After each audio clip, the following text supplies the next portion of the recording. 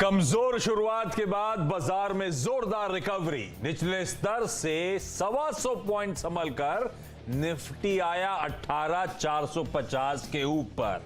Nifty bank में भी 300 अंकों का सुधार, हरे निशान में आया निफ्टी बैंक।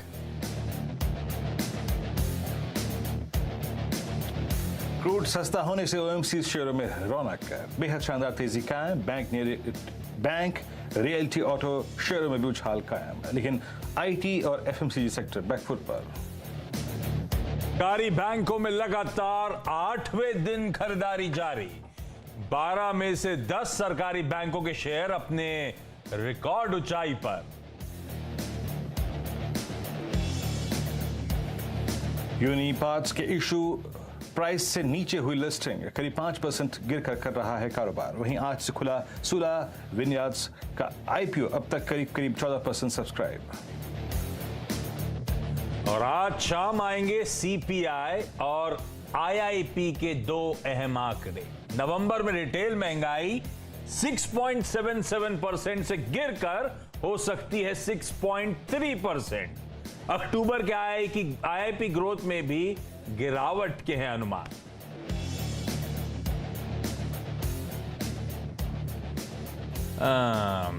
दोनों आंकड़े गिरेंगे, लेकिन सीपीआई का गिरना बड़ा पॉजिटिव होगा, ये ध्यान रखिएगा। लेकिन अभी भी हमारी एक्सपेक्टेशन है 6.3% के रिटेल इन्फ्लेशन का नंबर। तो अभी भी वो कंफर्ट बैंड 4% प्लस 2%, तो 6% के अभी भी ऊपर कंटिन्यू करेगी। तो कंफर्ट बैंड के ऊपर महंगाई का आंकड़ा नजर आएगा। अच्छा, आप लोग की स्क्रीन्स पे आप देखते रहेंगे गुजरात, वीरू कुछ कहना चाहते हैं क्या? गुजरात का शपथ ग्रहण समारोह, उसकी तैयारी चल रही है। 2 बजे ये शुरुआत होने वाली है भाई साहब। डॉक्टर साहब ऑडियो काटिए। आपकी स्क्रीन्स पे भूपेंद्र पटेल साहब दूसरी बार सीएम पदभार संभालने की तैयारी करते हुए, और वो बड़ी सेरेमनी स्क्रीन्स पे PM Modi, Amit Shah, cabinet ministers, तमाम कलीग्स, और साथ में जितने भी बीजेपी रूल्ड स्टेट्स हैं उनके सीएम्स सब शिरकत करते हुए। खैर, ये विजुअल्स करते रहेंगे, लेकिन इस समय मार्केट्स कमाई का अड्डा की शुरुआत कर रहा हूं बाजारों के साथ, और बाजार 1/4% की हल्की कमजोरी के साथ कामकाज करते हुए। हालांकि आज शुरुआत दबाव में हुई, दबाव गहराया। एक समय निफ्टी 150 पॉइंट दिन के लोज पे कामकाज कर रहा था गिरकर। वो 150 पॉइंट नीचे वाला निफ्टी एक समय इन ग्रीन भी आया, और अभी भी महज 40 पॉइंट की हल्की कमजोरी के साथ कामकाज कर रहा है। तो दिन के लोज से एक बढ़िया रिकवरी, लेकिन हाँ, इक्वली बात यह भी है कि ऊपरी स्तरों पे वो कंसोलिडेट कर नहीं पाए, थोड़े से पस्त पड़ते हुए।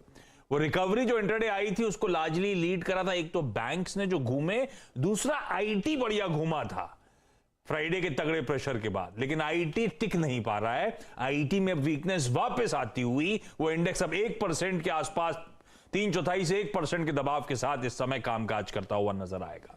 एक बात ध्यान रखें, यूएस के मार्केट्स फ्राइडे को पिटे थे, इसलिए हमारी कमजोर शुरुआत हुई थी। आज भी यूएस के फ्यूचर्स फ्लैट पड़े हैं। ज्यादा इंपॉर्टेंट है कि अक्रॉस एशिया पेन है। हम तो फिर भी रिलेटिवली बेहतर कर रहे हैं, लेकिन सारे एशियन मार्केट जो बंद हो गए, जो बंद होने की कगार पे खड़े हुए हैं, 2/3 से लेकर 2.25%, वो हैंगसेंग आपकी स्क्रीन पे 2.25% का दबाव, सारा एशिया लार्जली कमजोरी के साथ कामकाज करता हुआ नजर आएगा। तो हम तो कुछ बेहतर विकेट्स में से हैं एशिया के इस समय। लेकिन पहले अब जरा सा स्ट्रैटेजी पे चर्चा हो जाए वीरू के साथ। पहले निफ्टी रखिएगा स्क्रीन्स पे, इंट्राडे चार्ट रखिएगा स्क्रीन्स पे, और निफ्टी में मेंशन था आज के इंट्राडे लोज हैं 345 के। सुबह जो रेंज दी थी, पहला वाला जो बेस था वो 430 से 390, उसको वायलेट करके हम सेकेंड बेस से पहले कंफर्ट लेते हुए नजर आ रहे हैं। 325 था वो सेकेंड बेस, 345 के लेवल से आज हम घूमते हुए नजर आए हैं।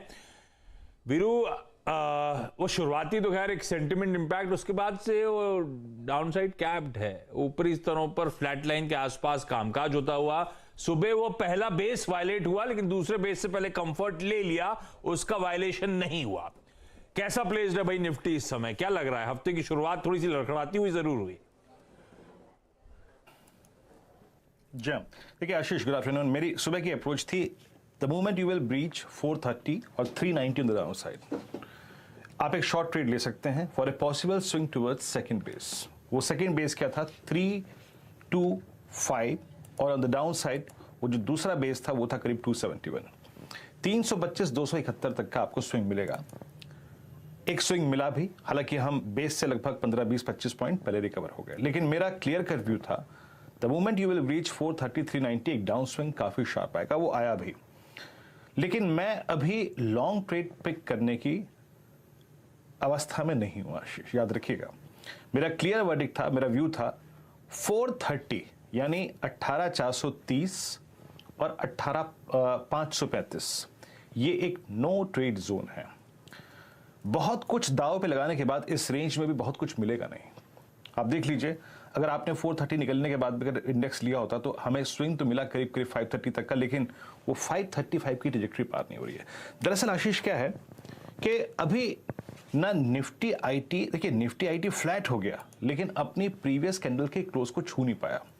रिलायंस ने दमखम दिखाया, रिलायंस अभी भी डे हाई पर है और रिलायंस अगर 20 डेमा की ट्रैजेक्टरी को पार करने लगे, आई थिंक मुझे कुछ ऐसा चाहिए, चाहे वो रिलायंस हो चाहे वो निफ्टी आईटी हो, जिसके दम पर मैं 18535 के क्लस्टर को एक बार मैं बाइसेक्ट कर दूं और फिर मुझे पुट राइटर्स विजिबल हों 18300 पे, 400 पे और 500 पे। तो मैं अभी भी कहूंगा मैं निफ्टी के लॉन्ग ट्रेड में कंफर्टेबल नहीं हूं। मैं कंफर्टेबल तब होऊंगा जब रिलायंस के साथ साथ निफ्टी आईटी का, अगर आप देखें, डैमेज कंट्रोल होगा, निफ्टी आईटी 29200 के ऊपर जाएगा या फिर एक पुट राइटर्स विजिबल हो। आप जरा इस वक्त के स्टैट्स देखिए आशीष, आप निफ्टी की 3 कॉल्स और पुट्स देखिए। 3 कॉल्स और पुट्स क्या कहती हैं आपकी स्क्रीन पे? ये 3 कॉल्स हैं 18500, 600, 700 और नीचे की तरफ 18400, 300 और 200। आप इन स्टैट्स को देखिए। कॉल राइटर्स ने अभी भी एक बहुत स्ट्रॉन्ग ग्रिप ली हुई है Ashish. Look at intraday buildup at 18,500, 92 lakh का आउटस्टैंडिंग हुआ है। दरअसल आज शुक्रवार को और इनफैक्ट गुरुवार को आशीष, इन 3 सेशंस में अब तक किसी भी सेशन में ऐसा नहीं हुआ कि आप कॉल राइटर्स के जोन में जाकर ट्रेड कर रहे हो। पहले 18700 नहीं कर पाए, फिर 18600 नहीं कर पाए और आज 18500 नहीं कर पाए। देखिए किस खूबी से बैंक निफ्टी बार बार जाता है, एंटर कर जाता है कॉल राइटर्स के जोन में, लेकिन वहीं निफ्टी ये नहीं कर पा रहा है। इसीलिए मेरी क्लियर कट अप्रोच थी Ashish, Bank Nifty is a strong buy on dip contender, लेकिन मैं निफ्टी को बाय करूंगा सिर्फ 18535 के ऊपर। और याद रखिएगा 18430, 390 के नीचे अगर फिर आएगा तो फिर शॉर्ट करेंगे और शॉर्ट कैरी भी करेंगे। बट अभी फॉर द टाइमिंग आशीष, कोई मेरा व्यू नहीं है कि मैं निफ्टी को इन लेवल्स पे लेके जाऊं। कॉल राइटर्स बार बार नीचे आ रहे हैं, पहले 700 पे था, 600 पे आ गया, 600 वाला 500 पे आ गया और अभी तक मेरे को ऐसा कन्विक्शन नहीं मिल रहा है कि 18200, 300, 400 या 500 पे बड़े पुट राइटर्स विजिबल हो। तो Ashish, still for me this is a no trade zone. मैं लॉन्ग ट्रेड तब पिक करूंगा जब 535 के जोन को आप बाइसेक्ट कर देंगे, तब आपके पास डेटा होगा स्ट्रॉन्ग और 390, 430 फिर वॉलेट होगा तो फिर शॉर्ट करेंगे आशीष। बहुत बढ़िया। तो ये भैया निफ्टी में तो कोई ट्रेड नहीं बन रहा until unless 535 on the way up breach होता है। जब तक उसके ऊपर नहीं जा रहा है तब तक डेटा सपोर्टिव नहीं है, तब तक निफ्टी में खरीदारी करने का मन नहीं बनता। निफ्टी बैंक की निफ्टी के चर्चा में वीरू ने मेंशन करा और निफ्टी बैंक का इंट्राडे चार्ट्स प्लेस करेगा। लगातार यही पॉकेट है जो सपोर्ट कर रही है। लास्ट वीक भी निफ्टी बैंक को पॉकेट थी जो आउट परफॉर्म करके दी, वीक ऑन वीक 1.25% के गेन्स थे। आज भी डिप्स को ब्यूटीफुली खरीदा गया। आज की डिप आई थी निफ्टी बैंक में 380 तक के लेवल्स की, 378 टू बी प्रिसाइज। और आज सुबह का यही बात हुई थी, पहला जो बेस जोन है उसके आसपास खरीदारी करने के मौके 431, 330 के लेवल्स मेंशन थे। उसी बेस जोन से निफ्टी बैंक घूमता हुआ नजर आया और इस समय इन ग्रीन कामकाज कर रहा है। वीरू, इसी पॉकेट के साथ कन्विक्शन था, इसी पॉकेट ने बढ़िया तरीके से आंकड़ों पे डिलीवर करके दिया। अब हाँ देखिए आशीष, इसके ना ऑप्शन राइटर्स पे मुझे कन्विक्शन था। और आप जरा डायरेक्टर साहब, अगर मॉर्निंग का आशीष और मेरा जो डिस्कशन हुआ था, पिरामिड्स मेरे ख्याल से होंगे नहीं आशीष, लेकिन आशीष जानते हैं सुबह हमारी बात हुई थी कि बेस 1 मिले तो बाय कीजिएगा, डेफिनेटली बाय कीजिएगा। इनफैक्ट पिरामिड वो आ भी चुके हैं। आशीष, आप देखिए ये जो ऑरेंज कैंडल्स हैं वो क्या थी? ये पुट राइटर्स थे। ये इतना स्ट्रॉन्ग कन्विक्शन लेके बैठे थे। एक तरफ आपका जो निफ्टी था वो लास्ट सेशन में 20 डे छू रहा था, उसके बावजूद 43,500, 43,400, 43,300, 43,000 पे पुट राइटर्स थे। तो इसीलिए सुबह हमने कहा था कि बेस पे पिक कीजिएगा, बेस 1 पे। और आशीष एक बात और कही थी आपसे कि 43,800 और 4400 पे, मतलब 44,000 पे और 43,800 के बीच में प्रॉफिट्स को कैश में कन्वर्ट करिएगा। अब तक वो अप्रोच ठीक ठाक रही। इस वक्त का डेटा क्या कहता है? 43,700 पे अगर आप लॉन्ग लेके बैठे हैं या फिर री एंट्री के बारे में सोच रहे हैं तो डेटा क्या कह रहा है? पहली बात, आशीष, आपकी जितनी भी कॉल्स हैं 41,800, 41,900, 44,000 की, वो सारी डे हाई पे ट्रेड कर रही हैं और स्ट्रॉन्ग पुट राइटिंग्स भी विजिबल हैं आपके सामने। अगर आप देखें स्टैट्स आएंगे। आशीष, आप एक चीज देखिएगा, 43,800 पे कॉल का एडिशन देखिए, 43,900 पे देखिए और 44,000 पे देखिए। 30, 60, 63, 16, 69 और 79 कॉल्स खड़ी हैं। और नीचे पुट राइटर्स के पास, look at put writing at 43,500। Ashish, 43,500 पे पुट ऑप्शन है 46,000, जो कि इंडिकेट करती हैं कि ये पुट राइटर बड़े कन्विक्शन के साथ, 43,400 का पुट राइटर बड़े कन्विक्शन के साथ और 43,300 का पुट राइटर बड़े कन्विक्शन के साथ बैठा है। तो वो जो अप्रोच है ना सुबह वाली, stay long and buy the dips at around base 1, buy कीजिए। अभी भी आप लॉन्ग कमिट कर सकते हैं, लेकिन बतौर डे ट्रेडर आशीष 43,900, 44,000 और 43,800 एक प्रॉफिट बुक करने का अच्छा जोन होगा। लेकिन आज जानते हैं आशीष, इस वक्त अगर किसी चीज की प्लेसमेंट बहुत अच्छी है, मैं थोड़ा सा अपने बातचीत करने के दायरे से बाहर निकल रहा हूं, और वो है HDFC बैंक। इसकी स्ट्रेंथ को स्पॉन्सर करने वाला वो स्टॉक इस वक्त बहुत अच्छा कर रहा है और ये जा रहा है अब अपनी ऑल टाइम हाई ट्रेजेक्टरी में। तो so keep a eye on HDFC bank as well. Nifty bank में कोई दुविधा नहीं आशीष। ब्यूटीफुल, कोई दिक्कत नहीं, स्क्रीन पे दिख रहा है। बढ़िया तरीके से उस बेस जोन से घूमा निफ्टी बैंक और अच्छे खासे मोमेंटम के साथ, लो लेवल से बढ़िया रिकवरी के साथ इस समय कामकाज होता हुआ। CNBC आवाज का आफ्टरनून का पैनल, कमाई के अड्डे का पैनल आपको आपकी स्क्रीन पे नजर आएगा। आप सबको गुड आफ्टरनून। बस बातचीत की शुरुआत करूंगा। आगे आज हमारे साथ पेन IT में है, तो क्यों ना उसी की चर्चा हो। आज सुबह HCL टेक के CFO साहब से बातचीत हुई थी। आज शो में मैस्टेक के vice chairman managing director Ashank Desai साहब से बातचीत करेंगे। समझेंगे क्या किस हद तक दिक्कतें बढ़ रही हैं, कितने कंसर्न्ड है इस समय top management in IT companies का। हमारे साथ सुमित होंगे, यतिन होंगे, क्या चल रहा है मैं उनसे चर्चा भी होनी है। आलोक प्रियदर्शी से रिक्वेस्ट करी दिल्ली से आज जुड़े, बजट आ रहा है, बड़ी होप जाग रही है, इनकम टैक्स को लेकर कुछ छूट, रिलीफ, कुछ होगा क्या, होने वाला है तो क्या होने वाला है, आलोक से जानेंगे। और आज की मार्केट बिग वॉइसेस में एलिक्सर इक्विटीज के डायरेक्टर दीपन मेहता सर जुड़ने वाले हैं, तो दीपन सर से चर्चा होनी है मार्केट्स पे क्या व्यू बन रहा है और एलिक्सर इक्विटीज कौन से स्टॉक्स को इस समय एक्यूमुलेट कर रहा है। लेकिन पहले एक बार जरा सा निफ्टी पे वो कंट्रीब्यूशन प्लेट स्क्रीन पर लेकर आइएगा, तब समझ में आएगा आपको कैसे HDFC ट्विंस इस समय, इवन ITC कैसे बाजार की मदद कर रहा है इस समय। अच्छा मोमेंटम, लेकिन उसी के सामने बाकी के देखिए बैंकिंग स्टॉक्स और IT स्टॉक्स कैसा पेन दिखा रहे हैं। कोई इन्फोसिस, TCS, कोई कोटक, कोई Asian paints, even ICICI bank अगर इसमें थोड़ा सा नीचे उतर जाता है, इस कंट्रीब्यूशन प्लेट में बाकी के पायदान दिखाता, तो ये सब वीकनेस के साथ इस समय कामकाज करते हुए। लेकिन प्रोड्यूसर साहब जो ट्रेंडिंग स्टॉक्स बनाकर लाए हैं वो क्विकली आपको आपकी स्क्रीन पे दिखाता हूं। लाइए भाई डायरेक्टर साहब, ट्रेंडिंग स्टॉक्स दिखाइए स्क्रीन पे। पहले तेजी के ट्रेंडिंग स्टॉक्स आपकी स्क्रीन पर आएंगे। कोल इंडिया 1.25% से ज्यादा के उछाल के साथ इस समय कामकाज होता हुआ। HPCL, BPCL गजब का मूव है, इस पे आगे चर्चा भी करेंगे। बहुत अच्छे मूव्स एंजॉय करता है। HPCL तो 4% का उछाल दिखा रहा है और सीमेंस रह के कैपिटल गुड स्पेस की अट्रैक्टिवनेस दिख रही है आपको। फ्राइडे को क्या कमेंस से उछाल दिखाया था, आज सीमेंस की बारी, 2.25%। फ्राइडे को कमेंस मेरे ख्याल से 4-4.5% उछला था। दबाव कहां है, वो HCL टेक ने जो फ्राइडे सुबह मूड बिगाड़ा, वो अभी भी लिंगर कर रहा है। इन्फोसिस फ्राइडे को करेक्ट हुआ था और आज फिर 2-2.5% की कमजोरी के साथ ट्रेड करता हुआ। कई सारे आईटी स्टॉक्स ऐसे ही नर्वसनेस के साथ कामकाज कर रहे हैं। एशियन पेंट 2.25% के दबाव के साथ ट्रेड कर रहा है। क्रूड ओवर द वीकेंड तो उछला है, पर ऐसा भी मीनिंगफुल उछला नहीं था कि एशियन पेंट इस तरह का करेक्शन दिखाए। मेट्रोपोलिस 4% दबाव, नवीन फ्लोरीन 3-3.25% के आसपास की कमजोरी के साथ ट्रेड करता हुआ। ये जो ट्रेंडिंग स्टॉक से कोशिश होगी सीएनबी सेवाज के पैनल के साथ, इनमें से कुछ इंटरेस्टिंग स्टॉक जो आगे डिस्कस भी कर ले। लेकिन इस समय दोपहर के बढ़िया से स्टॉक पिक्स का तड़का। सबसे पहले गाबा सर के पास जा रहा हूं। Gaba sir, good afternoon. कौन सा स्टॉक रडार पे?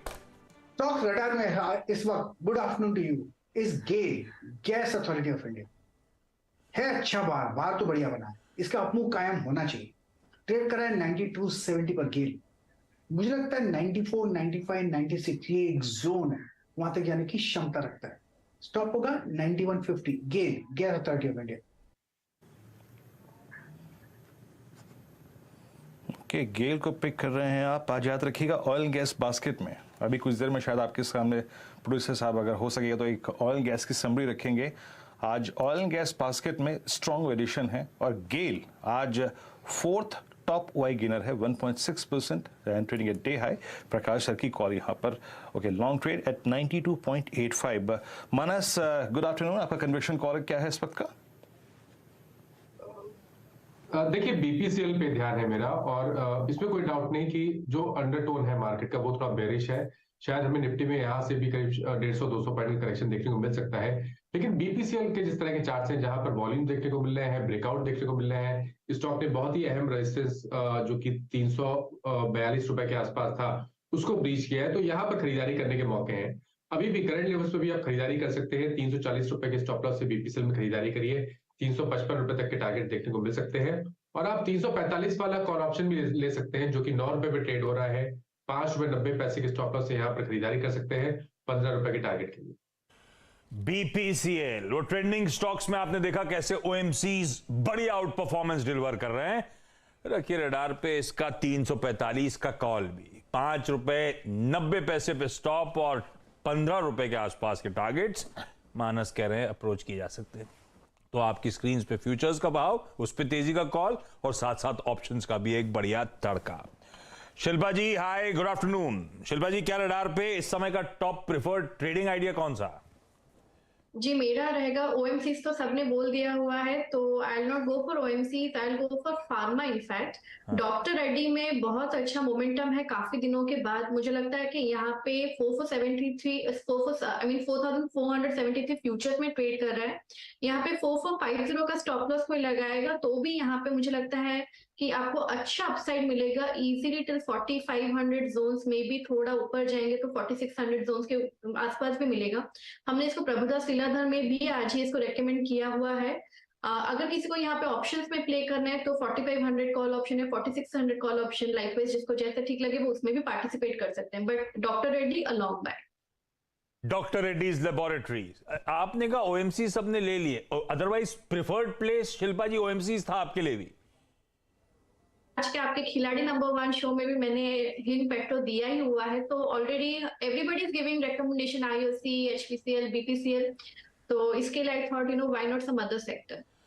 ठीक है, बिल्कुल ठीक है। तो ओएमसीज वैसे पसंद आती थी, लेकिन डॉक्टर रेड्डीज लेबोरेटरीज इस समय का दूसरा पिक आपकी स्क्रीन पे। डॉक्टर रेड्डीज मेरे ख्याल से आज सुबह गावा सर का टॉप कॉल था, आज सुबह मॉर्निंग कॉल का, तो 1.25% का उछाल और शिल्पा जी अब कह रही हैं यहां से और तेजी तूल पकड़ेगी। 4500 और इवेंचुअली 4600 तक की तैयारी कर रहा है। तो डॉक्टर रेड्डीज हम वैसे ही स्वीट स्पॉट पे थे और कन्विक्शन बढ़ गया इस स्टॉक को लेकर। सतपुते साहब, गुड आफ्टरनून। सतपुते साहब, ट्रेड कौन सा? Good afternoon Ashish ji and good afternoon everyone. Ashish ji देखिए, ट्रेड थोड़ा मंदी साइड का है। यहाँ पे मेट्रोपोलिस जहाँ पे हेवी शॉर्ट बिल्टअप दिख रहा है, मेरे हिसाब से यहाँ पे एक अच्छा ब्रेकडाउन हुआ है जिसका टारगेट बनेगा। अगर आप चार्ट देखें तो 1300 तक का फॉल मुझे इमीडिएट बेसिस पे मेट्रोपोलिस में दिखता है। कंसोलिडेशन के बाद का ब्रेकडाउन है with a rise in volume, तो कंफर्मेशन आता ही है क्योंकि इसके साथ शॉर्ट बिल्डअप भी है।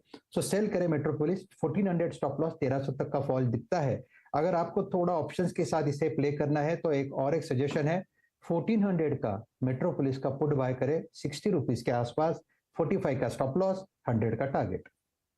मेट्रोपोलिस पे एक सेल कॉल आता हुआ। आपकी स्क्रीन पे। वो वीकनेस दिख भी रही थी जब वो ट्रेंडिंग स्टॉक्स पे, मंदी के ट्रेंडिंग स्टॉक्स में मेट्रोपोलिस का पेन क्लियर था। 4-4.25% का दबाव, और सतपुते साहब कह रहे हैं दबाव बढ़ेगा, चाहे तो 1400 का पुट भी मेट्रोपोलिस का लिया जा सकता है। चलिए, ये तो आज के इस समय के बढ़िया वाले ट्रेडिंग आइडियाज हो गए, लेकिन शरद अवस्थी साहब भी जुड़ते हुए। अवस्थी साहब, गुड आफ्टरनून। अवस्थी साहब, इस समय SMIFS का सबसे प्रेफर्ड फंडामेंटल पिक कौन सा? टाटा मोटर्स इस करेक्शन के बाद हमें काफी अच्छा लगता है। टाटा मोटर्स में हाल में 7-8% की करेक्शन भी आई है, और जैसा कि हम सब जानते हैं कि पैसेंजर व्हीकल्स में अच्छी ऑफटेक है, सीवीज में अच्छी ऑफटेक है, तो ये दोनों सेगमेंट पॉजिटिवली कंट्रीब्यूट करेंगे। और हमारा ये मानना है कि अगले 2-3 साल सीवी साइकिल काफी पॉजिटिव रहना चाहिए, तो टाटा मोटर्स को उसका भी फायदा मिलेगा। जैसे जैसे चिप शॉर्टेज कम होती है, वैसे वैसे JLR में भी काफी इंप्रूवमेंट देखने को मिलनी चाहिए। हालांकि हर क्वार्टर कुछ ना कुछ ऐसा सडन इवेंट आ जाता है जिसकी वजह से थोड़े नंबर्स नॉर्मल हो जाते हैं, but over a period of time हमारा ये मानना है कि ग्रेजुअली ये नंबर्स काफी इंप्रूव दिखाई देंगे। तो FY24 में हमारे हिसाब से अर्निंग करीब 30 रुपए के आसपास रहनी चाहिए, तो 20 का मल्टीपल भी मिलता है, तो 600 रुपए के लक्ष्य के हिसाब से टाटा मोटर्स एक बहुत बढ़िया बेट है। ओके, टाटा मोटर्स एट 413 आपका अगर आप देखें कन्विक्शन कॉल 413 रुपए 80 पैसे पे।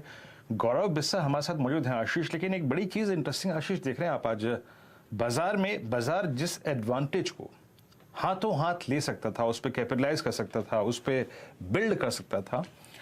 एक बार जरा डायरेक्टर साहब ब्रेंट क्रूड लेके आइए आपकी स्क्रीन पे, उसकी ट्रैजेक्टरी देखते हैं। उसके बाद भी आप नवीन फ्लोरिन को देखिए, उसके बाद भी आप एशियन पेंट्स को देखिए, उसके बाद भी आप देखिए आपकी स्क्रीन पर पिडिलाइट को।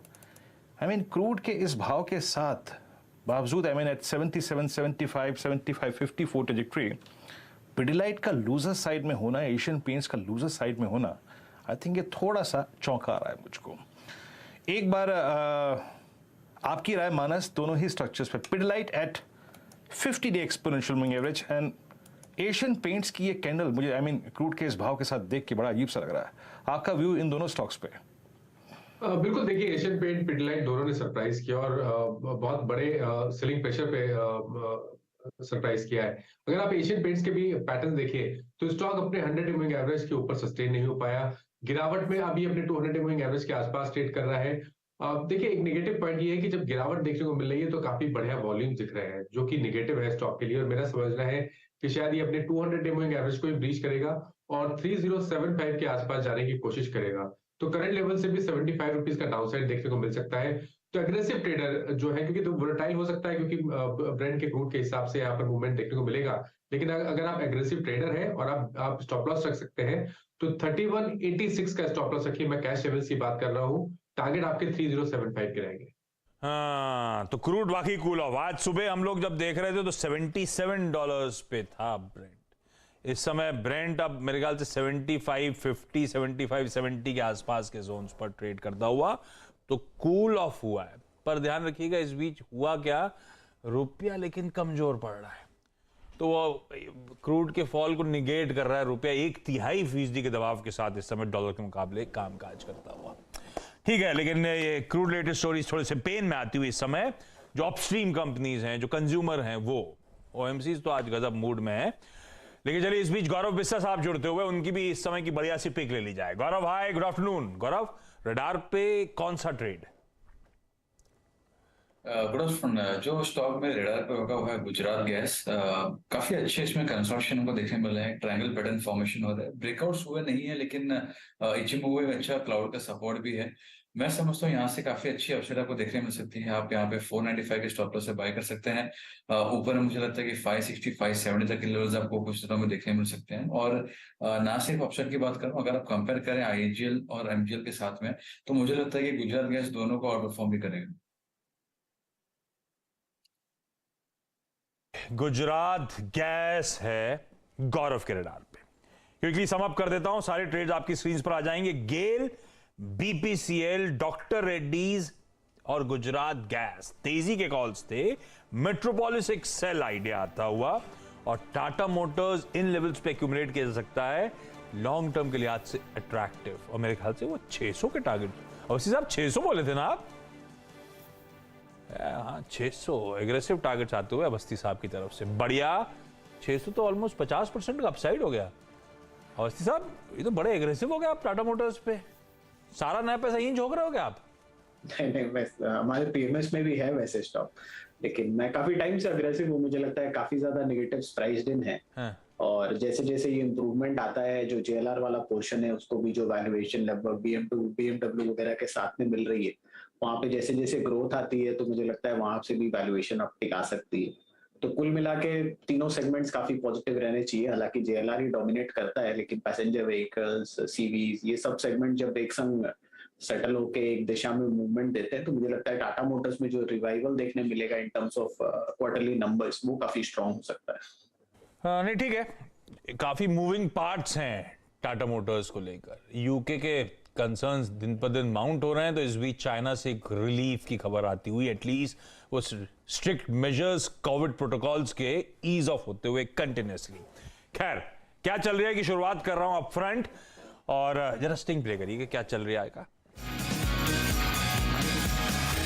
थोड़ा सा समय से अहेड ऑफ द कर्व, समय से जल्दी इसीलिए क्योंकि आज क्या चल रहा है, मैं दरअसल सुमित तो यहाँ बैठे हुए हैं, यतिन जुड़ेंगे, और सुमित के साथ साथ आज मैस्टेक के वीसी और एमडी अशांक देसाई। अशांक सर से रिक्वेस्ट करी थी कि क्या चल रहा है, मैं अशांक सर से जाना चाहे चल क्या रहा है आईटी में, क्योंकि फ्राइडे को तगड़ा पे उसके ऊपर आज ऐसा लगा संभल रहा है एचसीएल टेक की क्लैरिफिकेशन के बाद, पर वो टिक नहीं पाया। इंट्राडे चार्ट लेकर आएगा आईटी सेक्टर का, फिर से आईटी इंडेक्स करेक्ट होकर अब 1% की कमजोरी के साथ ट्रेड करता हुआ।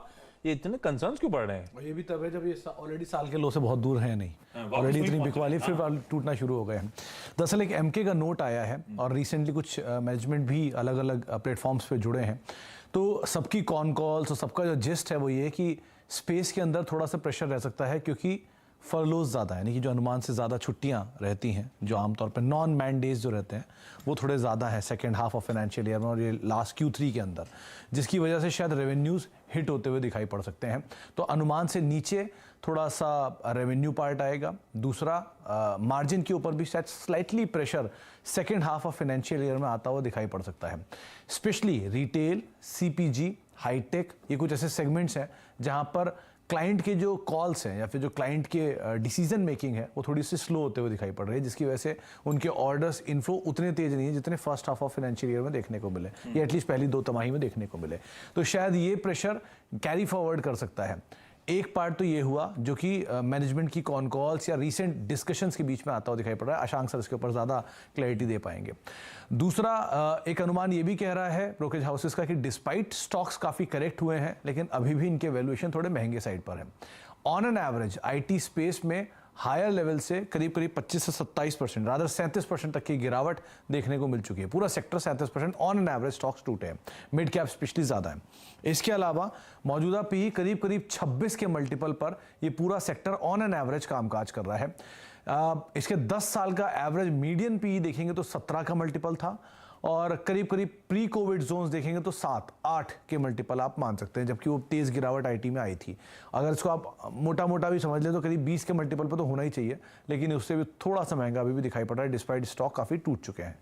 तो एक वैल्यूएशन पार्ट को महंगा बोला जा रहा है। दूसरा क्लाइंट के जो जितने भी रिसेंट इंटरव्यूज हैं ये मेंशन कर रहे हैं कि क्लाइंट की डिसीजन मेकिंग स्लो है, उसका impact second half of financial year पे होगा, रेवेन्यू साइड पर भी, और शायद थोड़ा मार्जिन पे भी इंपैक्ट रहे, लेकिन नई कोई छटनी की बातचीत एटलीस्ट यहाँ पर नहीं हो रही है। तो ये एक पार्ट थोड़ा रिलीफ वाला भी आप जरूर देख सकते हैं। थोड़ी सी कंसर्न्स अब बढ़ते हुए। अशांक सर आए, गुड आफ्टरनून। अशांक सर, इस बार ऐसा है क्या कि आईटी के लिए ठंड जरूरत से ज्यादा पड़ने वाली है? देखिए, आज आईटी इंडस्ट्री जो है वो 2 मूवमेंट्स पे चलती है। एक डिजिटल ट्रांसफॉर्मेशन, जिसकी स्पीड में कुछ कमी नहीं है, क्योंकि आज भी डिजिटल में इन्वेस्टमेंट करना सबको जरूरी है, नहीं तो उनको कॉम्पिटिटिव प्रेशर आ सकते हैं।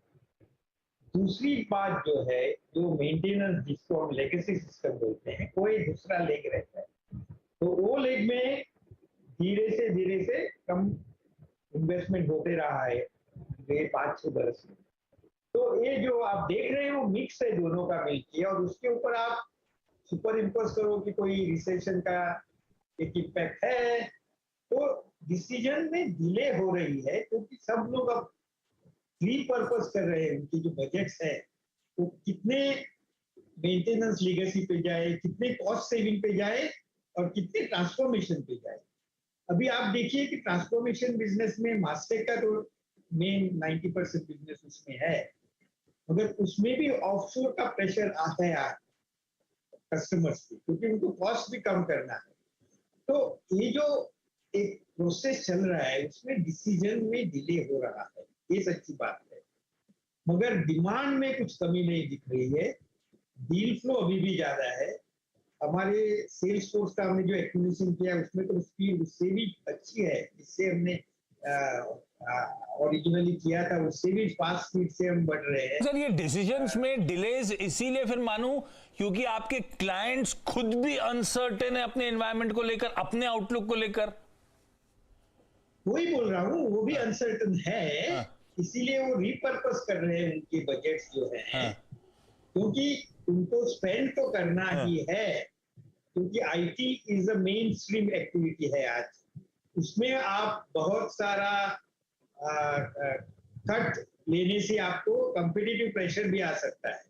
तो ये जो उनको एक प्रेशर है कि कैसे उसको रिपर्पस करे, यानी एक ही बजट हो 100 रुपए का, तो किसमें डाले ज्यादा, डिजिटल में डाले या लीगेसी में डाले या कॉस्ट सेविंग में डाले, ये डिस्कशन हो रहा है।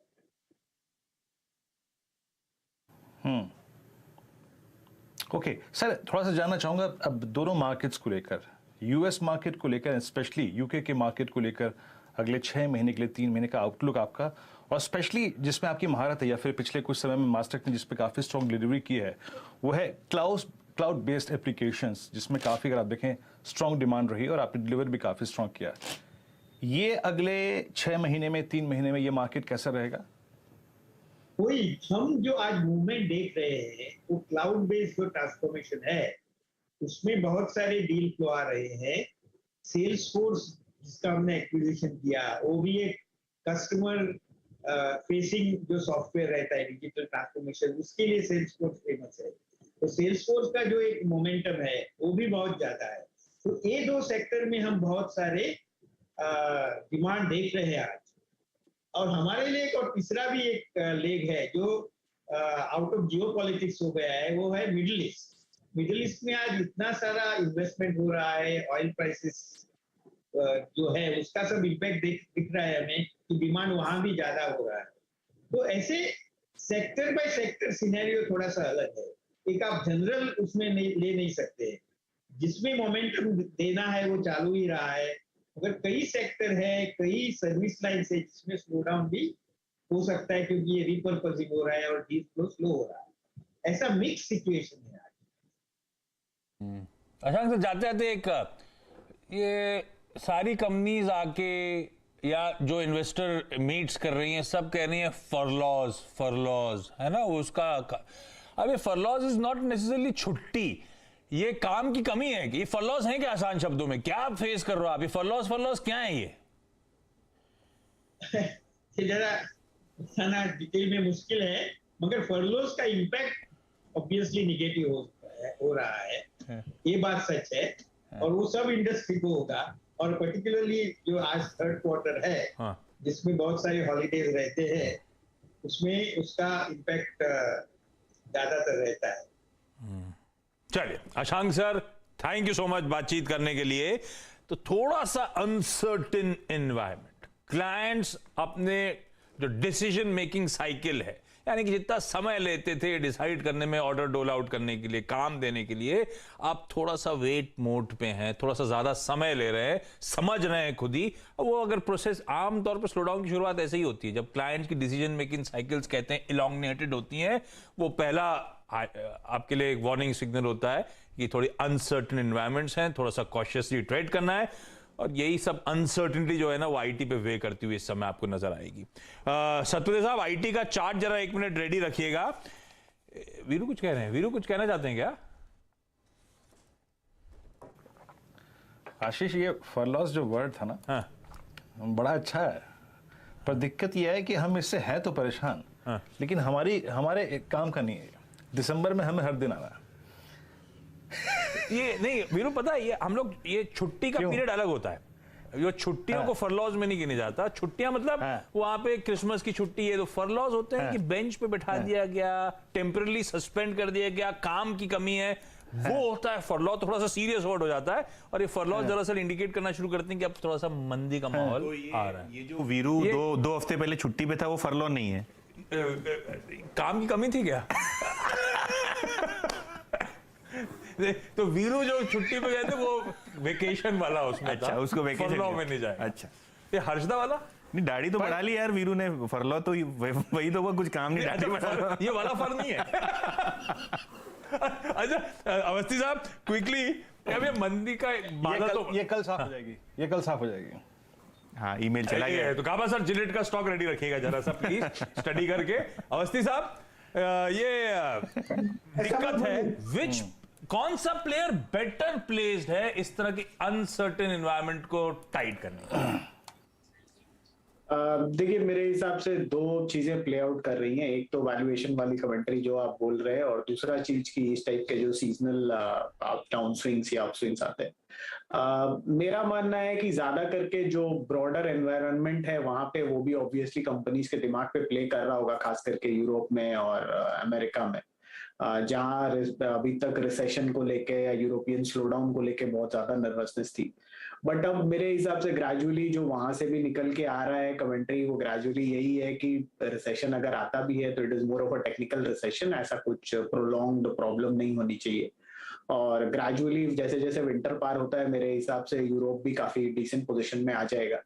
ऑयल में जो ज्यादा स्पेकुलेशन थी वो भी प्राइसेस क्लियरली इंडिकेट कर रहे हैं कि लगभग खत्म हो गई है, और इन्फ्लेशन जैसे जैसे अगले 2 क्वार्टर्स में नीचे आता है मुझे लगता है ये काफी हद तक जो नर्वसनेस है ये काफी कम हो जानी चाहिए। जहां तक स्टॉक्स का सवाल है, मुझे लगता है फ्रंटलाइन स्टॉक्स में जहां हम बेट कर रहे हैं, हमें लगता है इन्फोसिस से काफी डिसेंट बेट है 1750-1800 के लक्ष्य के लिए। सेकेंड टायर स्टॉक्स में टेक महिंद्रा काफी बढ़िया लगता है इन वैल्यूएशंस पे, मुझे लगता है 300-400 रुपए की अपसाइड यहाँ से आसानी से उसमें मिलनी चाहिए, वैल्यूएशन कंफर्ट भी है।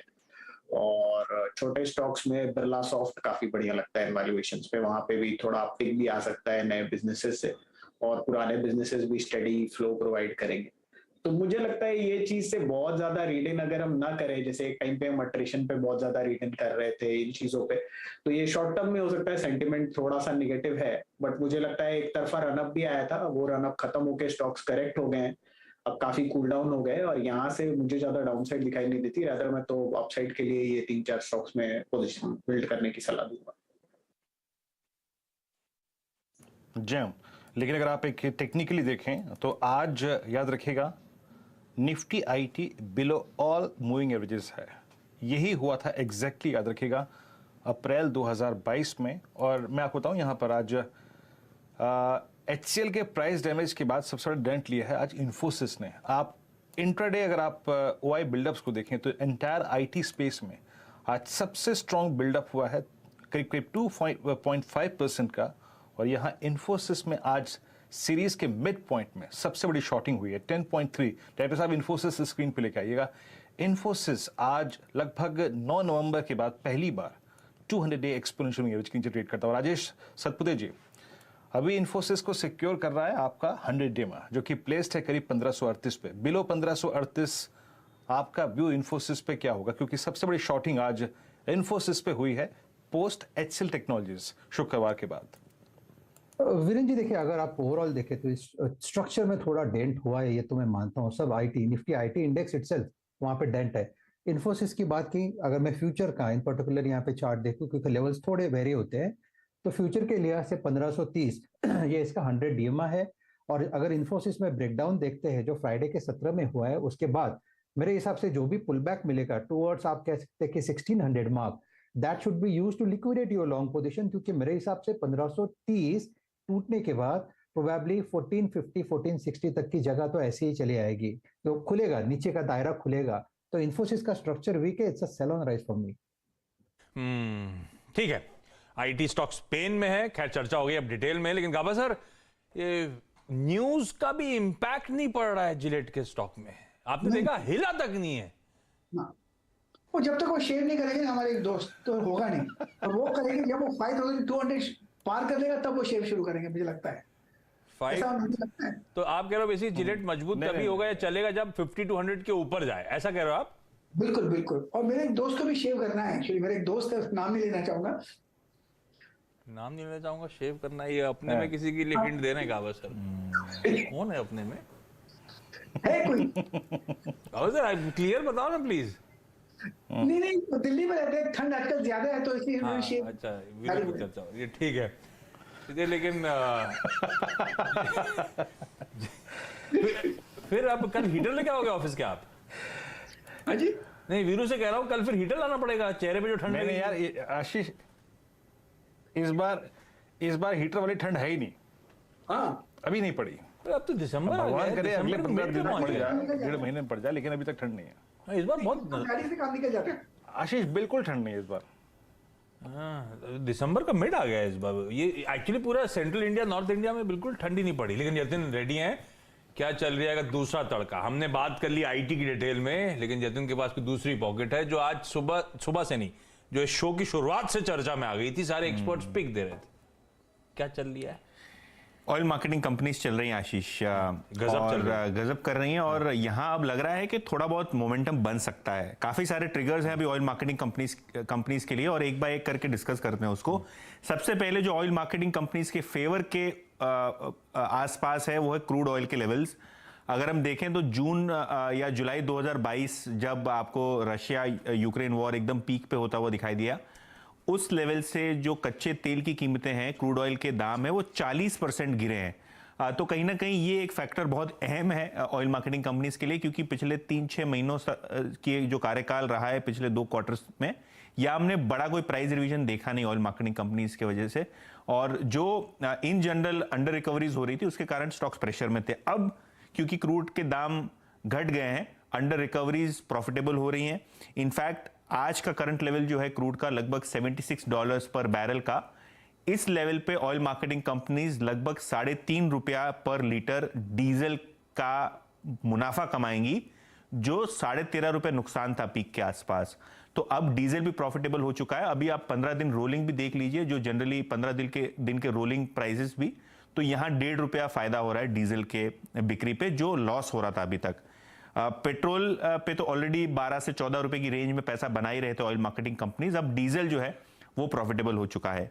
आज प्रभुदास लीलाधर ने पूरे ऑयल मार्केटिंग कंपनीज को अपग्रेड किया है।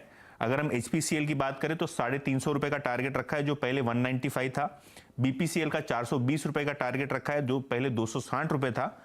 और IOC का आशीष ₹50 का टारगेट था, वो ₹130 कर दिया है। क्यों किया है? क्योंकि इनको लगता है कि अर्निंग्स यहां से बॉटम हो चुकी हैं, आपको यहां से ग्रोथ दिखेगी। FY24 में इनको लगता है डीजल पेट्रोल पे अच्छा मार्जिन बनेगा, और HPCL इनकी टॉप पिक है। करंट वैल्यूएशन अगर आप देखें, price to earnings ratio, HPCL 5 के PE पे अवेलेबल है, IOC 6 के PE पे अवेलेबल है, BPCL 8 के PE पे अवेलेबल है। और अगर हम HPCL और IOC की बात करें तो बुक वैल्यू से लगभग 25-30% डिस्काउंट पे ये काउंटर्स ट्रेड कर रहे हैं। तो कहीं ना कहीं HPCL IOC स्पेसिफिकली, क्योंकि प्योर ऑयल मार्केटिंग प्लेज हैं, यहाँ आपको प्रेफरेंस आता हुआ दिखाई दे रहा है ब्रोकरेज का। और BPCL ऑब्वियसली क्योंकि ये ऑयल एक्सप्लोरेशन बिजनेस भी है, तो कहीं ना कहीं ये दोनों बाजू से बैलेंस रहते हैं। लेकिन HPCL और IOC ये 2 pure play oil marketing companies अब ब्रोकरेजेस के रेडार पे आ चुके हैं। PL की रिपोर्ट की बात करी आपने, शिल्पा जी, इसमें आपका भी टेक्निकल तड़का था इस रिपोर्ट में क्या?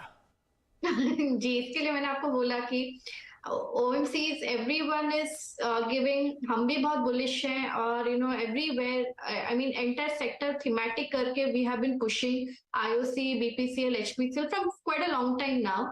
तो of course अभी ये momentum आज बहुत strong है, इसके लिए I said no, I'll move to pharma because वो already thematic चल ही रहा है हमारा। मानस ने BPCL मेंशन करा कार्यक्रम की शुरुआत में, OMCs में सबसे प्रेफर्ड पिक। आप लोग की PL में टेक्निकली सबसे प्रेफर्ड बेट कौन सी है शिल्पा जी?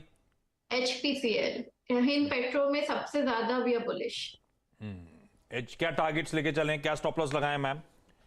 हमारा स्टॉप लॉस टेक्निकली 230 पे है, और टारगेट्स 275 से 300 भी आई मीन पोजिशनल है। उसके बाद we are bullish on IOC, stop loss is 72 and we are looking for targets of more than 100 from here. बढ़िया। तो भाई HPCL PL के लिए टेक्निकली सबसे स्वीट स्पॉट में, मानस ने BPCL को दर्जा दिया ट्रेडिंग के लिए। आज से और मुझे याद पड़ता है अवस्थी साहब ने बीच में ओएमसी, जब हम लोग सुबह टॉप कॉल लेते हैं तो कई बार ओएमसी के लिए कहा था एक्यूमुलेशन का सही समय है। अवस्थी साहब, क्लाइंट्स तो खुश होंगे बड़े? नहीं, किसी ने भी लिया हो तो उसे खुशी होना चाहिए। अल्टीमेटली तो ये देखिए, हमारे लिए सौभाग्य की बात है कि लोग हमारे बताए हुए रिकमेंडेशन पे पैसा कमाएं और लोग हमारी बात सुनते हैं, ये भी बहुत बड़ी बात है। तो मैं तो सभी का शुक्रिया अदा ही करूंगा कि थैंक यू। अच्छा चले स्टॉक्स, बट अभी भी मेरे हिसाब से बहुत स्कोप बाकी है। जैसा कि अभी आप प्रभुदास लीलाधर की रिपोर्ट के बारे में भी बात कर रहे थे, तो फेयर वैल्यू से काफी नीचे, और मैं यही मान रहा था कि अगले 6 महीने काफी पॉजिटिव रहने चाहिए स्पेस के लिए, क्योंकि बहुत सारे निगेटिव्स थे और सारे निगेटिव्स लगभग प्राइस्ड इन थे, वैल्यूएशन बहुत ही कंफर्टेबल थी। तो अब यहाँ से भी अभी भी मुझे लगता है काफी डिसेंट अपसाइड बचनी चाहिए। अच्छा वीरू, कुछ स्टॉक्स आइडेंटिफाई करके रेडी रखेंगे, उनसे आप चर्चा करेंगे, लेकिन उससे पहले मैं टीजर दे दूं 4 का चौका का, ताकि हमारे एक्सपर्ट्स रेडी भी रहें अपनी अपनी बढ़िया पिक्स के साथ। लाइट डायरेक्टर साहब स्क्रीन पे आज का सस्ता ऑप्शन, शिल्पा जी आप ही के पास आने वाला एक बढ़िया सा सस्ता ऑप्शन आइडिया प्लीज रेडी रखिएगा। एफएनओ सुपरस्टार के लिए मानस के पास जाएंगे आज। चार्ट का चमत्कार गौरव बिस्सा साहब देंगे आपको एक बढ़िया सा आइडिया, और मिड कैप फंडा के लिए शरद अवस्थी साहब के पास। शुरुआत में दिग्गज हो गया टाटा मोटर्स, अब मिड कैप का तड़का कुछ ही देर में आप लोगों के लिए। लेकिन वीरू, कुछ बढ़िया स्टॉक्स मार्क कर लिए जाए। जी हाँ आशीष, इनफैक्ट चलते हैं बैंकिंग के पास एक बार। आशीष, आपके स्क्रीन पे एक्सिस बैंक एक स्विंग देता हुआ प्राइवेट बैंकिंग स्पेस में। देखिए पीएसयू बैंकिंग स्पेस पे PNB at day high, Canara bank at day high, दिन के सर्वोच्च स्तरों पे आके ट्रेड करते हुए। और बैंकिंग के सिवा अगर आप देखें तो इस वक्त बैंकिंग में ही एक एक्सिस बैंक हो गया और एक आरबीएल डे हाई की ट्रेजेक्टरी में आके ट्रेड करते हुए। मानस जरा एक बार जाइए, पानी लैपटॉप पे तो नहीं गिरा? इंट्राडे फ्लैग ब्रेकआउट नहीं आया नहीं है, अभी कोई दिक्कत की बात नहीं है। मानस, आपका व्यू? तो देखिए, आरबीएल बैंक की जहां तक बात है, कंसोलिडेशन देखने को मिल रहा था, और कंसोलिडेशन में कभी भी 20-day मूविंग एवरेज के नीचे स्टॉप नहीं किया। बिल्कुल आपने सही कहा कि एक फ्लैग पैटर्न बन रहा है, और जब भी ये 156 के ऊपर निकलेगा, आई थिंक उसके बाद आपको 12 से 15 रुपए का पंप देखने को मिलेगा। पैटर्न को देख के लगता है कि 1 से 2 दिनों में ही वो ब्रेकआउट देखने को मिलेगा। तो क्योंकि ब्रेकआउट नहीं देखने को मिला है, तो आप फ्यूचर की जगह आई थिंक आपको ऑप्शन के थ्रू इस तेजी में पार्टिसिपेट करना चाहिए। तो आरबीएल बैंक का जो at the money call option है, वहां पर ही एक लॉन्ग ट्रेड लेना चाहिए। 155 का कॉल ऑप्शन आप देख सकते हैं, 6 रुपए का ट्रेड हो रहा है, 4 रुपए के स्टॉप लॉस से यहाँ पर खरीदारी करिए 12 रुपए के टारगेट के लिए। चलिए, अच्छा अभी काम कर रहा हूं, 4 का चौका बजाओ। उससे पहले जरा बजट 2023 रिलेटेड बढ़िया बढ़िया न्यूज पैक्स आप सीएनबीसी आवाज पे रोज आपको नजर आएंगे। उसी कड़ी में हम और आपके लिए ज्यादा इंपॉर्टेंट, सरकार आयकर व्यवस्था में बड़ा बदलाव करने की तैयारी कर रही है। क्या हो सकता है यह बदलाव, इसका टैक्स पेयर्स पर, हम पर, आप पर क्या असर पड़ने वाला है, इस पे बातचीत करने के लिए दिल्ली से आलोक प्रियदर्शी जुड़ते हुए। आलोक, कुछ फायदा मिलने वाला है क्या हम लोगों को? देखिए, जो ओल्ड टैक्स रिजीम जिन्होंने अपनाया है उन्हें तो कोई बहुत बड़ा फायदा नहीं मिलने वाला है, लेकिन मैं आपको बता दूं कि जो 2 साल पहले इनकम टैक्स की नई व्यवस्था लागू की गई थी, उसे लेकर सरकार बड़े बदलाव पर चर्चा कर रही है। इस टैक्स रिजीम को ज्यादा आकर्षक और टैक्स फेयर फ्रेंडली बनाने पर विचार चल रहा है। सीएनबीसी आवाज जो सूत्र से जानकारी मिली है उसके मुताबिक जो मिनिमम एग्जम्पशन की लिमिट है उसको 2.5 लाख से बढ़ाकर 5 लाख किया जा सकता है, क्योंकि अभी तक 2.5 लाख से लेकर 5 लाख तक 5% का टैक्स न्यू टैक्स रिजीम में लगता है, जो कि अपने आप में एक सबसे बड़ी खामी के तौर पर देखा जा रहा है। इसकी वजह से जो टैक्स पेयर्स हैं न्यू टैक्स रिजीम से बहुत ज्यादा नहीं जुड़ पा रहे हैं। जो हमें जानकारी मिली है इनकम टैक्स डिपार्टमेंट की तरफ से, उसके मुताबिक जो संख्या है पिछले साल जितने भी इनकम टैक्स रिटर्न भरे गए हैं उनमें न्यू टैक्स रिजीम अपनाने वालों की संख्या मिनिमल है, सिंगल डिजिट में। अगर परसेंटेज के हिसाब से देखें तो सिंगल डिजिट में है। इसी वजह से सरकार इस नई टैक्स व्यवस्था को लेकर काफी पशोपेश में है और इसको और अट्रैक्टिव बनाने की कोशिश कर रही है। उसके तहत मैं बता दूं कि जो पॉपुलर डिडक्शंस हैं जैसे कि interest rate on home loans और साथ ही साथ तो स्टैंडर्ड डिडक्शन, इसको भी इंट्रोड्यूस करने पर इस पर चर्चा चल रही है। इसके साथ ही जो इनकम टैक्स रिटर्न भरने की व्यवस्था है उसको में भी बड़ा बदलाव होने वाला है। जो अभी तक अलग अलग कैटेगरी के लिए ITR फॉर्म 1 से लेकर ITR फॉर्म 6 तक भरा जाता है, उसको बनाकर एक कॉमन फॉर्म बनाने की तैयारी चल रही है और इनकम टैक्स जो रिटर्न 7 है उसको एज इट इज छोड़ दिया जाएगा। तो इस तमाम ड्राफ्ट पर 15 दिसंबर तक स्टेक होल्डर से राय मांगी गई है और इसके रोड मैप को इस बार बजट में भी ऐलान किया जा सकता है। तो यानी कि हम आपको जो इनकम टैक्स भरने में जो तकलीफ होती है उसको एक कॉमन फॉर्म के जरिए भरा जा सकता है, अलग अलग कैटेगरी के अलग अलग फॉर्म नहीं होंगे। तो ये तमाम व्यवस्थाएं इस बार बजट में लागू होती दिख सकेंगी, टैक्स पेयर फ्रेंडली, और न्यू टैक्स रिजीम को एक तरह से देखें तो नई शक्ल, नए क्लेवर देने की कोशिश की जाएगी। आलोक, थैंक यू सो मच। और मुझे लगता है यहां से अब आने वाले दिनों में आलोक और इनके सब सहयोगी जो दिल्ली में हमारे सहयोगी हैं, सब की तरफ से आपको अब ऐसे ही बढ़िया बढ़िया तड़के मिलने वाले हैं। बजट 2023 की जो तैयारी होने वाली है उसमें क्या क्या एक्सपेक्ट किया जा सकता है। हमेशा CNBC आवाज की दिल्ली की टीम आपको सबसे पहले, और आपने देखा होगा, सबसे प्रिसाइज इन्फोज शेयर करने का काम करती है। Alok, thank you so much details के साथ जुड़ने के लिए। सिर्फ हाफ स्लीव का स्वेटर, बिल्कुल ठंड नहीं पड़ रही। वीरू सच कह रहे हैं, मतलब 15 दिसंबर होने को आया है आलोक, दिल्ली में कोई ठंड का नामो निशान नहीं है क्या? ना कोहरा ना कुछ? 2 दिन पहले थोड़ी सी ठंड महसूस हो रही थी, लेकिन आज 2 दिन से बिल्कुल ही कड़क धूप लग रही है, बहुत तेज धूप लग रही है। और जो ठंड जो दिसंबर में कहते हैं कि जो ठंड लगती है वो उसका निशान नहीं दिख रहा। हो सकता है कि ये जो ठंड है, ठंड का मौसम बजट के आसपास आए। और पिछले 1-2 साल से ऐसा ही देखा जा रहा है कि जनवरी-फरवरी के मिड में बहुत ज्यादा सर्दी दिल्ली में लगती है। दिल्ली वाले सही हैं, जो ठंड है ना उसमें भी हाफ स्लीव पहने हुए। हमारे ऑफिस में मुंबई में कई लोग मंकी कैप पहन के अभी भी घूम रहे हैं। यार, मुंबई और दिल्ली में ठंड का जो झेलने की वो जो है ना क्षमता बहुत अलग है। लेकिन चलिए 4 का चौका की शुरुआत कर रहा हूं शिल्पा जी के साथ। शुरुआत शिल्पा जी, आज का सस्ता, इस समय का सस्ता ऑप्शन आइडिया। जी, मेरा सस्ता ऑप्शन रहेगा चोला फाइनेंस से। 770 का कॉल ऑप्शन अभी 10 रुपए 50 पैसे पे ट्रेड कर रहा है। आपको यहाँ पे स्टॉप लॉस लगाना है 5 रुपए का। टारगेट्स इजीली 21+ आपको देखने को मिल जाएंगे। इन्वेस्ट का आइडिया शिल्पा जी की तरफ से आज का सस्ता ऑप्शन में। मानस, आज का FNO सुपरस्टार कौन सा?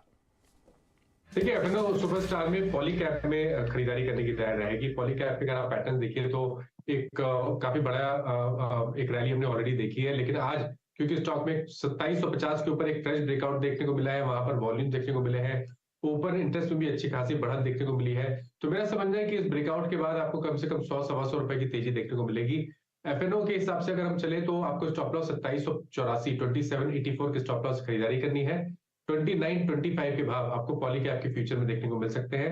यहाँ पर आप ऑप्शन में भी ट्रेड ले सकते हैं। जो 2950 वाला कॉल ऑप्शन है 60 रुपए के आसपास ट्रेड हो रहा है, वहां पर खरीदारी करिए। 44 रुपए का स्टॉप लॉस लगाइए और 100 रुपए के टारगेट से करिए। ओके, चलिए अगर आप देखें आपकी स्क्रीन पे पॉलीकैप याद रखिएगा, बहुत स्ट्रॉन्ग मूव देखिए आज डेरिवेटिव्स का 3.25% यानी चौथा टॉप किनर है। गौरव जी के पास चलते हैं चार्ट के चमत्कार के लिए। गौरव जी बताइए क्या पिक कर रहे हैं आप?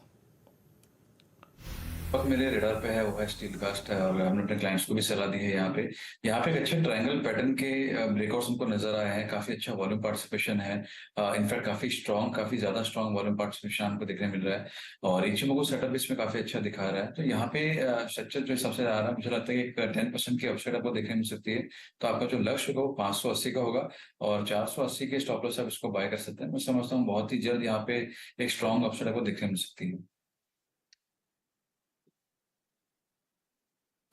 आपकी स्क्रीन पे आप देखें स्टील कास्ट लिमिटेड ट्रेड करता हुआ। एक बार प्लीज स्टील कास्ट का चार्ट लेके आइएगा। कैश की कॉल है, याद रखिएगा, it's not a part of derivatives. और स्टील कास्ट लिमिटेड ओके करीब 518 पे जाके ट्रेड करता हुआ। चलते हैं मिड कैप फंड के लिए शरद जी के पास। बताइए शरद जी क्या पिक कर रहे हैं आप इस वक्त? नाल्को है हमारा मिड कैप फंडा, नेशनल एल्यूमिनियम कंपनी एक नवरत्न कंपनी है। आने वाले समय में कंपनी अपना कैपेक्स करके अपनी कैपेसिटी में, रिफाइनिंग कैपेसिटी में लगभग 40% का उछाल रजिस्टर करने वाली है। कंपनी के नंबर्स के हिसाब से हमें लगता है अगले 2 साल में 10-11 रुपए के आसपास की EPS रहनी चाहिए। 7-8% की डिविडेंड यील्ड भी है। अगर 9-10 टाइम पे ट्रेड होता है तो मेरे हिसाब से 90 से 100 रुपए के लक्ष्य के हिसाब से नाल्को एक काफी डिसेंट बेटा वैल्यूएशन पे।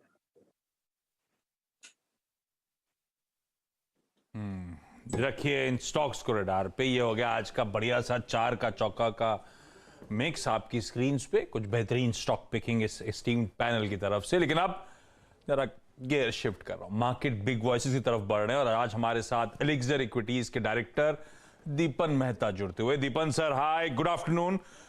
दीपन सर, कंसोलिडेशन कुछ कॉशन के तड़के के साथ कैसे अप्रोच करूं मार्केट्स को? हम इस तरह का कभी मूड आता है ना, जब बस चलना रुक जाती है तो थोड़ा सा कंसर्न बढ़ जाता है, कहीं करेक्शन के टाइम तो नहीं आ गया दीपन सर? ऐसा तो नहीं हो रहा? हम रिटेल कैसे देखें इस तरह की कंसोलिडेशन को? गुड आफ्टरनून और आपके शो पे इनवाइट करने के लिए बहुत बहुत धन्यवाद। ये देखिए, ये फेजेस तो आते रहते हैं मार्केट्स में, और इतनी ज्यादा उछाल के बाद थोड़ा साइडवेज कंसोलिडेशन, स्लाइटली डाउनवर्ड बायस के हिसाब से इन्वेस्टर शुड एक्सपेक्ट कि ऐसी मूवमेंट आ सकती है मार्केट में। वैसे भी न्यूज फ्लो काफी हद तक कम हो चुका है, और जो भी बड़ी बड़ी ट्रेंड्स थे, inflation, interest rates, oil prices वगैरह वगैरह, ये ऑल सब डिस्काउंट हो चुकी है। इसलिए I think we are seeing this silent period और क्वाइट पीरियड। लेकिन इस क्वाइट पीरियड में भी ऐसे कई स्टॉक्स है जो न्यू हाइस पे रीच कर रहे हैं, और ऐसे कई स्टॉक्स जहां पर वॉल्यूम भी बढ़ रहा है। तो मैं कहूंगा कि इट इज इंडेक्स के लिए और ब्रॉडर मार्केट के लिए साइडवेज ट्रेंड है, लेकिन selectively it is a stock pickers market, और इस मार्केट का जरूर से इन्वेस्टर्स को फायदा लेना चाहिए। अगर आपके पास कैश है साइडलाइंस पे, या फिर कुछ पूंजी है जो आप लगाना चाहते हैं, तो this is a very good time to start investing in the market. और केवल इतना ही मैं कहना चाहूंगा कि 2-3 साल का होराइजन रखिए, तो these whatever investments you make eight this point of time, you will be very well rewarded. और ये भी एक खास ध्यान में रखने की जरूरत है कि कभी भी 10 या 15% के करेक्शन आ सकती है मार्केट्स में। We are trading at near all time high, so correction can be expected, profit booking भी आ सकता है। पर देखिए, ये आपको it's part and parcel of investing in equities. You have to be prepared for a correction at any point of time and not get shaken when actually it takes place.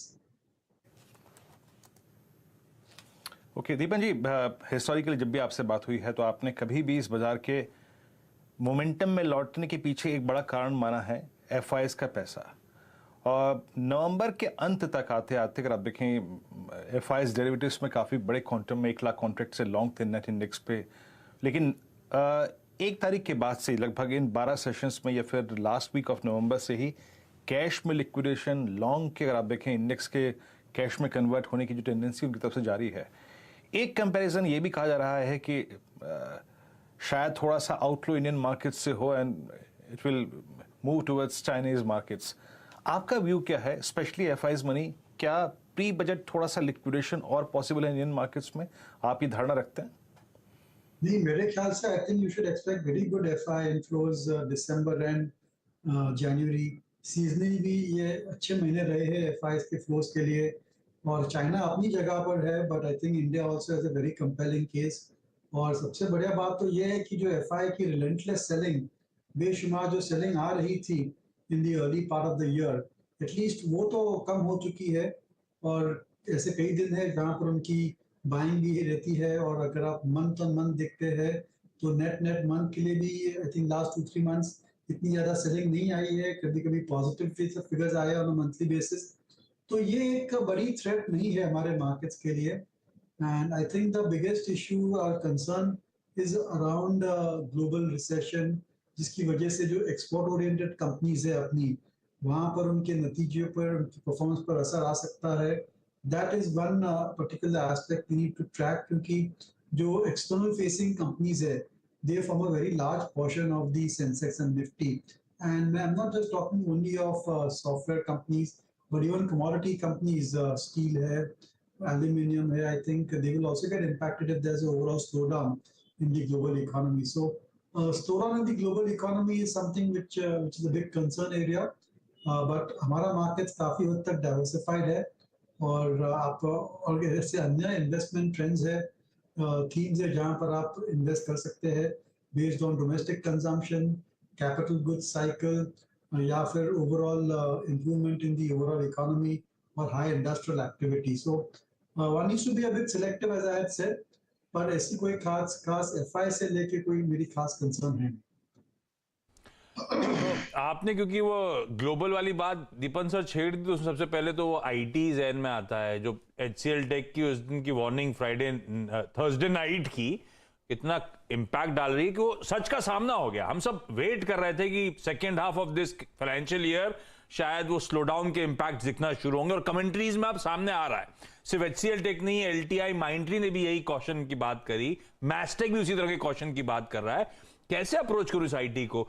ऊपर से देखूं तो अच्छा खासा करेक्टेड पॉकेट है, शायद accumulate करने के मौके, पर वहीं मैं वो कोविड लोज देखूं तो उससे तो आज भी मल्टी बैगर सेगमेंट ही है। वो इंडेक्स भी 10,000 का आज भी 29,000 पे खड़ा हुआ है। दीपन सर, इस ग्लास हाफ एम्प्टी है हाफ फुल है? आईटी में करना क्या है? देखिए, the best time to sell IT was a few months ago, लेकिन अभी टाइम चला गया है। This is not the time to sell software companies. खरीदने के लिए we need to get some idea या सिग्नल कि worst is over for the IT sector, worst is over for the global economy, और धीरे धीरे अभी आईटी स्पेंडिंग पिकअप होएगी। I think we need to wait for those particular signals which is not coming through at this point of time. मेरे ख्याल से अगर आपके पोर्टफोलियो में आईटी शेयर्स है तो let them be over there, इसको हाथ मत लगाइए, ना खरीदिए ना बेचिए। Just ride out this difficult time in software industry, और कभी टर्न अराउंड होता है, बहुत स्विफ्ट होता है, और आपको चांस नहीं मिलेगा पकड़ने के लिए। So I think if you have generally got a decent balance in software companies, it's best to remain invested. End of the day बहुत ही बढ़िया कंपनियां हैं, आउटस्टैंडिंग बिजनेसेस, और जो फंडामेंटल लॉन्ग टर्म ट्रेंड है सॉफ्टवेयर की, that pretty much is intact at this point of time. So as I said, I think this is not the time to sell, and buying ke liye we want to look for positive news and a more or less turnaround in the prospects before we look at recommending these stocks. Okay, Deepan साहब, बहुत सारे baskets जो हैं वो all time high पर हैं, उन पर तो खैर बात करने का मतलब नहीं। Capital goods for instance historically बात हुई आपसे, इस स्पेस पे आपका व्यू काफ़ी स्ट्रॉन्ग था। बैंकिंग में सब कुछ धीरे धीरे डिलीवर करके गया। क्या PSU बैंक्स, क्या PSU में अगर आप देखें लार्ज कैप में SBI, फिर PNB, Canara, bank of Baroda, bank of India, सबने परफॉर्म किया। Axis bank at all time high, IndusInd bank still Midway, HDFC bank gradually picking up. अभी आप एक ऐसा बैंक जिस पे काफ़ी कैपिटलाइज कर रहे हो, फॉर इंस्टेंस हमें कोटक ने अब तक परफॉर्म नहीं किया है, आप एक या वो दो बैंक्स जहां पर सबसे इस वक्त बुलिश हैं जिसको चेस करना चाहेंगे अभी आप? Yeah, usual disclosure that we and our clients are invested in it. Of course, the tier 1 banks, including Kotak Mahindra, can give very good returns. और मेरे ख्याल से जो tier 2 प्राइवेट सेक्टर बैंक्स है, इसमें थोड़ा ज़्यादा आपको अल्फा मिल सकता है। और with usual disclosure, I would say कि we are very positive on IDFC First Bank and AU Small Finance Bank and Federal Bank, जहाँ पर शायद growth rates are decent. Valuations, especially for AU Small Finance Bank, is slightly on the higher side, पर अगर आप उनकी net profit growth देखेंगे और उनका NPA का track record देखेंगे तो that is exceptionally good. So ये जो दो तीन जो well managed mid cap banks है, इसमें शायद आपको थोड़ा आउट परफॉर्मेंस मिल सकता है। इसके अलावा मेरे ख्याल से जो PSU बैंक्स है, they are in a good trading position. I think अगले 6 हफ्तों में you can see very good returns for PSU banks as well as they declare the numbers for the December quarter, which would be exceptional in my opinion. और वहाँ पर जो valuations की जो बढ़त हो रही है, यानी कि जो multiples की जो expansion हो रही है, I think that will take PSU banks also on the higher and higher level. So to sum up, अगर आप long term investment का सोच रहे हैं, then the core holdings have to be Axis Bank, ICICI, HDFC or Kotak, or medium term outlook is good in IDFC First, Federal Bank, as well as AU Small Finance Bank, or PSU banks, excluding perhaps SBI. There is a good trading play in the PSU banks, Union Bank, Bank of Baroda, Bank of India. I think all of these can easily go up by 25% or so over the next 6 to 12 weeks or so.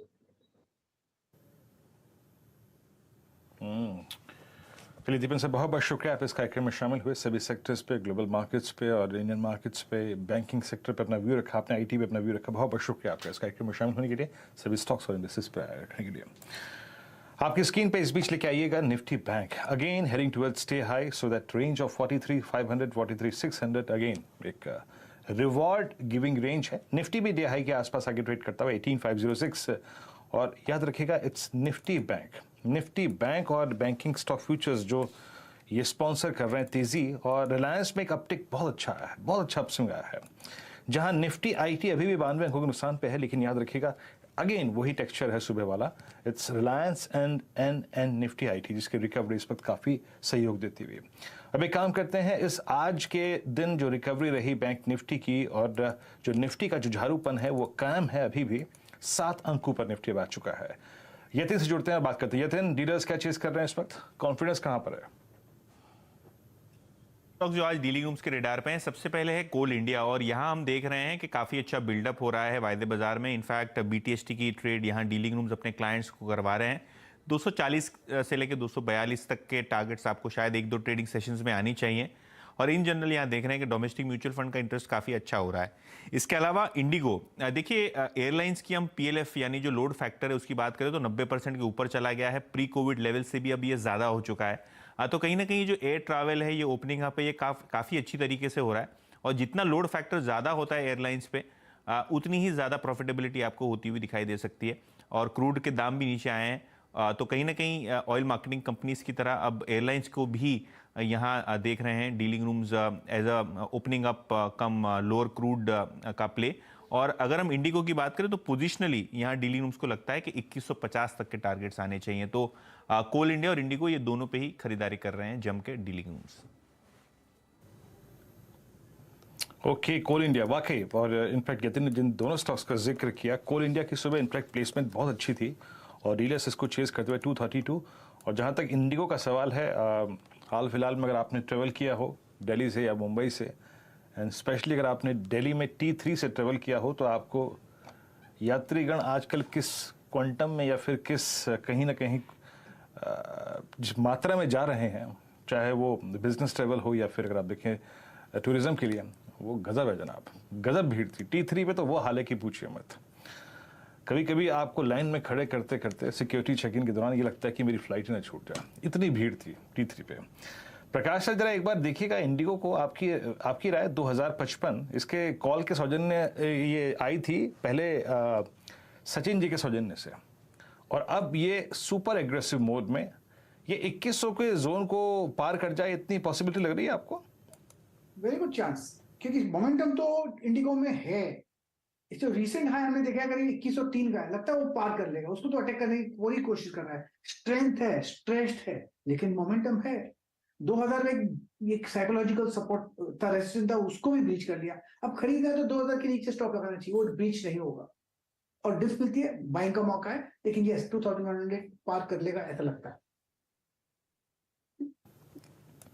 जी हाँ, यहाँ पे Indigo की placement बहुत strong है, और एक चीज याद रखिएगा, अगर आप टेक्निकल्स को फॉलो करते हैं अपने ट्रेड से पहले, तो 18 नवंबर 2021 को इस स्टॉक ने, इंडिगो ने अपने करियर का ऑल टाइम हाई छुआ था। 18 नवंबर का वो हाई, उसके बाद 9 फरवरी 2022 का वो हाई, और उसके बाद 19 अगस्त 2022 का हाई, और आज का हाई। अगर आप इस समय अवधि में, यानी लगभग समझ लीजिएगा कि 13 महीने की अवधि में एक स्लोपिंग डाउनवर्ड चैनल ड्रॉ कर दें, तो इस 13 महीने की स्लोपिंग डाउनवर्ड चैनल को बहुत खूबसूरती से बाइसेक्ट करता हुआ इंडिगो। एक बार मानस कोल इंडिया पे अपनी राय रखिएगा, इट्स नाउ एग्जैक्टली एट 232.35 ये बाइसेक्ट कर रहा है अपने 20 डे और 50 डे को, और मैं इसका जिक्र इसलिए कर रहा हूं क्योंकि ये दोनों एवरेजेस एक ही जगह फ्लोट कर रहे हैं, यानी 233 एक बहुत स्ट्रॉन्ग ब्रेकआउट पॉइंट होगा। ये कैंडल अपने अंदर पिछले 5 सेशंस को लिए बैठी हुई है। आपका व्यू कोल इंडिया पर? पैटर्न तो बहुत पॉजिटिव लग रहा है, क्योंकि पिछले करीब 15 सेशन में स्टॉक ने एक, अगर आप 60 मिनट चार्ट पे जाएंगे तो एक इनवर्स हेड पैटर्न बनाया है। 20 डे मूविंग एवरेज आज ब्रीच हो गए, हालांकि अभी तक फॉलो बाइंग नहीं देखने को मिली है, लेकिन पैटर्न पॉजिटिव है, और आप उम्मीद कर सकते हैं कि यहाँ से आपको करीब 8 से 10 रुपए का आपको 1 से 2 दिनों में देखने को मिल सकता है। तो आई थिंक एक पोजिशनल ट्रेड लेना चाहिए, करंट लेवल खरीदारी करिए, 230 रुपए के नीचे स्टॉप लॉस रखिए और 240 रुपए के टारगेट सेट करिए। कोल इंडिया आपकी स्क्रीन पे बहुत स्ट्रांग, बहुत स्टेबल। निफ्टी फिर अगर आप देखें 18,497 की रेंज में, लेकिन अच्छी स्ट्रेंथ अगर आप देखें बैंक निफ्टी में है। डायरेक्टर साहब एक काम कीजिएगा, कुछ देर में वो ऑप्शंस के सेट्स निफ्टी और निफ्टी बैंक की वो 6 स्ट्राइक्स अपडेटेड करके रखिएगा। देखिए डाउ फ्यूचर्स अभी भी बैकफुट पे, क्योंकि मैं थोड़ा सा प्रिपेयर कर रहा हूँ अपने आप को कल की कॉल्स के लिए, मोमेंटम कॉल्स जो हम कल कैरी करेंगे। Let's bring Dow Jones futures. पहले डायरेक्टर साहब जब वो अपडेटेड हो जाए तो मेरे को बताइएगा, थोड़ा सा मैं उसको देखना चाहूँगा। डाउ जोन्स फ्यूचर्स क्या कर रहे हैं आपकी स्क्रीन पे? डाउ जोन्स फ्यूचर्स देखिए शुक्रवार को तो एक बहुत ही कमज़ोर सेशन था यूएस में। डाउ जोन्स फ्यूचर्स 24 पॉइंट नीचे है, तो वही बहुत डिसाइसिव एक क्लियर मैंडेट नहीं दे रहे हैं कि आज क्या होगा वहाँ पे। बट एक बार कॉल्स लेके आइएगा, वो देखते हैं। मैं देखना चाह रहा था कि जो वो कॉल राइटर उठ के नीचे आ गया था 18,500 पे, क्या वो बैकफुट पे जा रहा है क्या, या फिर पुट राइटर्स में कुछ कन्विक्शन आ रहा है? क्योंकि again at 18,494 you are carrying 20-day exponential moving average along with you. आप लेके जा रहे हैं अपने साथ 20-day एक्सपोनेंशियल मूविंग एवरेज। याद रखिएगा, हम मोमेंटम कॉल्स का क्रम शुरू करेंगे, लेकिन उससे पहले ये 6 स्ट्राइक्स एक बार देख लेते हैं। ये आए आपकी स्क्रीन पे 6 स्ट्राइक्स। देखिए अगर इस कार्यक्रम की जब शुरुआत हुई थी, at that time call writers थे करीब 40 lakhs के, अब है 30। That means during the program this last करीब 1 घंटा 10 मिनट में 10 लाख कॉल कम हुई हैं। आउटस्टैंडिंग वाई करीब 82 लाख का, ठीक है। 18,600 पे कॉल सब्सट्रैक्ट हुई हैं, यानी जो आउटस्टैंडिंग वाई 1.3 CR का था वो कम हो गया, दैट्स गुड। और 18,700 पे कॉल राइटर नहीं है, तो इट्स 47,800। ओके, तो एक चीज़ अच्छी है कि वो पॉइंट जो कि अपने साथ ड्रॉ करके बैठा है या फिर लेकर बैठा है 20-day एक्सपोनेंशियल मूविंग एवरेज, वो है 18,400। वहाँ पे पुट राइटिंग बहुत स्ट्रॉन्ग है, तो जाते जाते ये आंकड़ा अच्छा हो रहा है, ठीक है। 37 लाख पुट बिकी यहाँ पर, और 18,400 पे 37,300 पे करीब 18,300 पे लगभग 30 लाख, और 18,200 पे 1.25 लाख। तो डेटा अच्छा है, बट अगेन मैं ये कहूँगा कि अगर हम एक बार 18,500 की ट्रेजेक्टरी को पार कर जाएं, याद रखिएगा 18,500 535, उस ट्रेजेक्टरी को पार करने के बाद कन्विक्शन आएगा। देखिए इस बाजार का जो मोड है ना वो ये है, बाय स्ट्रेंथ। आप एलएनटी को देख लीजिए, आप कमिंस को देख लीजिए, आप पीओबी को देख लीजिए, आप देख लीजिए किसी भी अच्छे स्टॉक को उठा के, बाजार स्ट्रेंथ को बाय कर रहा है, ना कि वीकनेस को। तो we will buy Nifty post I think 18,535। Leadership position में है इस वक्त HDFC बैंक और HDFC, दैट्स गुड। लेकिन निफ्टी आईटी में रिकवरी बहुत शानदार कोई नहीं है अभी। एक बार बैंक निफ्टी लेके आइए, बैंक निफ्टी का लॉन्ग कैरी करिए, कन्विक्शन के साथ कैरी करिए। क्यों? You have now HDFC bank with you. एक बार HDFC बैंक के साथ साथ आप जरा प्लीज निफ्टी बैंक की उस स्टेज लेके आइए। देखिए निफ्टी ऑप्शंस के आंकड़ों में थोड़ा सा अच्छा लग रहा है, बट अगेन कन्विक्शन कहाँ पर है? It's bank Nifty. वो 6 स्ट्राइक्स लेके आइए, जिसमें हमने 44,000 की कॉल देखी, हमने 43,900 की कॉल देखी और 43,800 की कॉल देखी। आपकी स्क्रीन पे है, आप स्क्रीन को आप देखें तो यस कन्विक्शन आ रहा है कि 43,500। देखिए the biggest outstanding why still is at 43,500। 42 lakh का आउटस्टैंडिंग वाई, 23 लाख कॉल यहाँ बिकी, और 43,400 पे लगभग 15 लाख, 43,300 पे लगभग 7.25 लाख। तो इन 3 पुट ऑप्शंस में जो आज हमारा सुबह सुबह मॉर्निंग में फर्स्ट बेस था भी लगभग 42, 62, 64, 66 और 20, लगभग आप समझ लीजिएगा 76-86 लाख पुट खड़ी हैं, दैट्स गुड। और कॉल राइटर अगर 44,000 पे है तो वो है करीब 30 लाख का। पर बैंक निफ्टी का डेटा अच्छा भी है, अच्छा है data, no doubt. Bank Nifty का अच्छा डेटा है, निफ्टी का डेटा भी अच्छा है, but we need some clearance, मतलब 18,535 की जोन निकल जाए। तो अब एक काम करते हैं, कॉल्स को कैरी करना शुरू करते हैं कल के लिए। मानस, आपका कन्विक्शन कॉल, क्या ट्रेड कैरी करेंगे आप कल के लिए? देखिए अपोलो टायर्स का फ्यूचर लेके जाएंगे, क्योंकि यहाँ पर एक ब्लैक पैटर्न का ब्रेकआउट हो रहा है। करीब 5-6 दिनों से स्टॉक कंसोलिडेट हो रहा था। आज वॉल्यूम्स के साथ स्टॉक ने 324 का एक अहम रेजिस्टेंस ब्रीच किया है, तो ये एक ब्रेकआउट है, और इसके बाद आपको करीब 8 से 10 रुपए का अप देखने को मिल सकता है। BTST के लिए यहाँ पर करंट लेवल्स पे खरीदारी करेंगे, 320 रुपए का स्टॉप लॉस लगाएंगे और 335 के टारगेट सेट करेंगे। ओके, अपोलो टायर्स, जरा मैं एक बार स्क्रीन पे इस चार्ट को देखना चाहूंगा। अपोलो टायर्स क्या कर रहा है जनाब? ये टायर, ये स्टॉक, और ये यस डे हाई पे फ्लोट कर रहा है। इनफैक्ट अपोलो टायर्स का ये ऑल टाइम हाई है। जी हाँ, और एक टिपिकल फ्लैग का ब्रेकआउट है। मानस ने हिस्टोरिकली बहुत अच्छे ट्रेड्स पकड़े हैं इस स्टॉक पे। It's now 323 at all time high. Prakash sir, आप क्या कैरी करेंगे? हीरो मोटर्स अच्छा बेस बना हुआ है, सिग्नल अच्छा लग रहा है मुझे। बाई सिग्नल आया नहीं लेकिन आ ही जाएगा, मैटर ऑफ टाइम। ट्रेड कर रहा है 2771 पर। मुझे लगता है 2850 तक जाना चाहिए हीरो मोटर्स। स्टॉप होगा आज का लो 2750। बस हीरो मोटर्स जगह बहुत अच्छी। ओके, हीरो मोटर कॉप अच्छा करता हुआ। और अगर आप इस वक्त एक और चीज़ याद रखिएगा, डायरेक्टर साहब प्लीज़ बजाज ऑटो के और हीरो मोटर कॉप के क्रॉस चार्ट्स फायर कीजिएगा। जहां बजाज ऑटो अपने समझ लीजिए जनाब कि 21 अक्टूबर के बाद की लोवेस्ट ट्रैजेक्टरी पे ट्रेड कर रहा है। इनफैक्ट आज का जो लो था बजाज ऑटो का, इट वाज 3580, वो 27 अक्टूबर के बाद अब तक का सबसे लोवेस्ट लेवल था। कहाँ बजाज ऑटो, और यहाँ पे आपका जो हीरो मोटर कॉप है, क्रॉस चार्ट अगर प्लीज़ हो तो फायर कीजिएगा। हीरो मोटर कॉप आज अपने last due average 10 day exponential moving average को टेस्ट करता हुआ, दैट्स गुड। ये चला बहुत था, ये 1 दिसंबर को लगभग समझ लीजिए 2880 तक गया था, फिर रिट्रेस हुआ, 20 डे वहाँ पे सपोर्ट लिया और वहाँ देखिए it's a clear outperformance of Hero MotoCorp. मैं इनफैक्ट एक बार टीवीएस मोटर्स को भी देखना चाहूँगा। टीवीएस मोटर्स क्या कर रहा है? टीवीएस मोटर्स बिल्कुल ठंडा पड़ा हुआ है। जहाँ बजाज ऑटो सिंक कर रहा है, हीरो मोटर कॉप चल रहा है, टीवीएस बिल्कुल ठंडा पड़ा हुआ है above its 100 day exponential moving average. Gaurav, आप क्या कैरी करेंगे ट्यूसडे मॉर्निंग के लिए? मैं टाटा स्टील के साथ जाना चाहूंगा। यहाँ पे अगर आप देखिए एक अच्छी बाउंस बैक हमको देखने मिली है मेटल स्पेस में, और एक अच्छा ट्रायंगल ब्रेकआउट हमको टाटा स्टील में देखने मिला था। उसका ब्रेकआउट का रिटेस्ट हुआ है 111 के करीब। तो आपका जो स्टॉप लॉस होगा वो 110 का होगा। ऊपर में 115, 116 ये लेवल्स जो है आप प्ले कर सकते हैं। 116 का ऊपर सस्टेन अगर होता है तो इसी सीरीज में 120-22 के लेवल पे टाटा स्टील दिखा देगा। तो मेटल स्पेस अच्छा लग रहा है। उसमें सबसे जो अच्छा स्ट्रक्चर मुझे देखने मिल रहा है वो टाटा स्टील का है। जी हाँ, टाटा स्टील का, और आप कैरी करेंगे। और याद रखिएगा सुबह एक जिसे कहते हैं ना हल्का सा सिंक हुआ था ये, लेकिन एक वो फॉल्स ब्रेकडाउन था और 10 डे एक्सपोनेंशियल नीचे स्लिप हुआ, लेकिन तुरंत रिकवरी आ गई। उस वक्त JSW स्टील, जिंदल स्टील सब सिंक कर रहे थे, लेकिन लेटर ऑन मेटल्स में रिकवरी आई। एक बार जरा प्लीज निफ्टी मेटल इंडेक्स लेके आइएगा। निफ्टी मेटल इंडेक्स एक बार फिर से आज अपने 10 डे एक्सपोनेंशियल एवरेज के नीचे ऊपर क्लोज होता हुआ।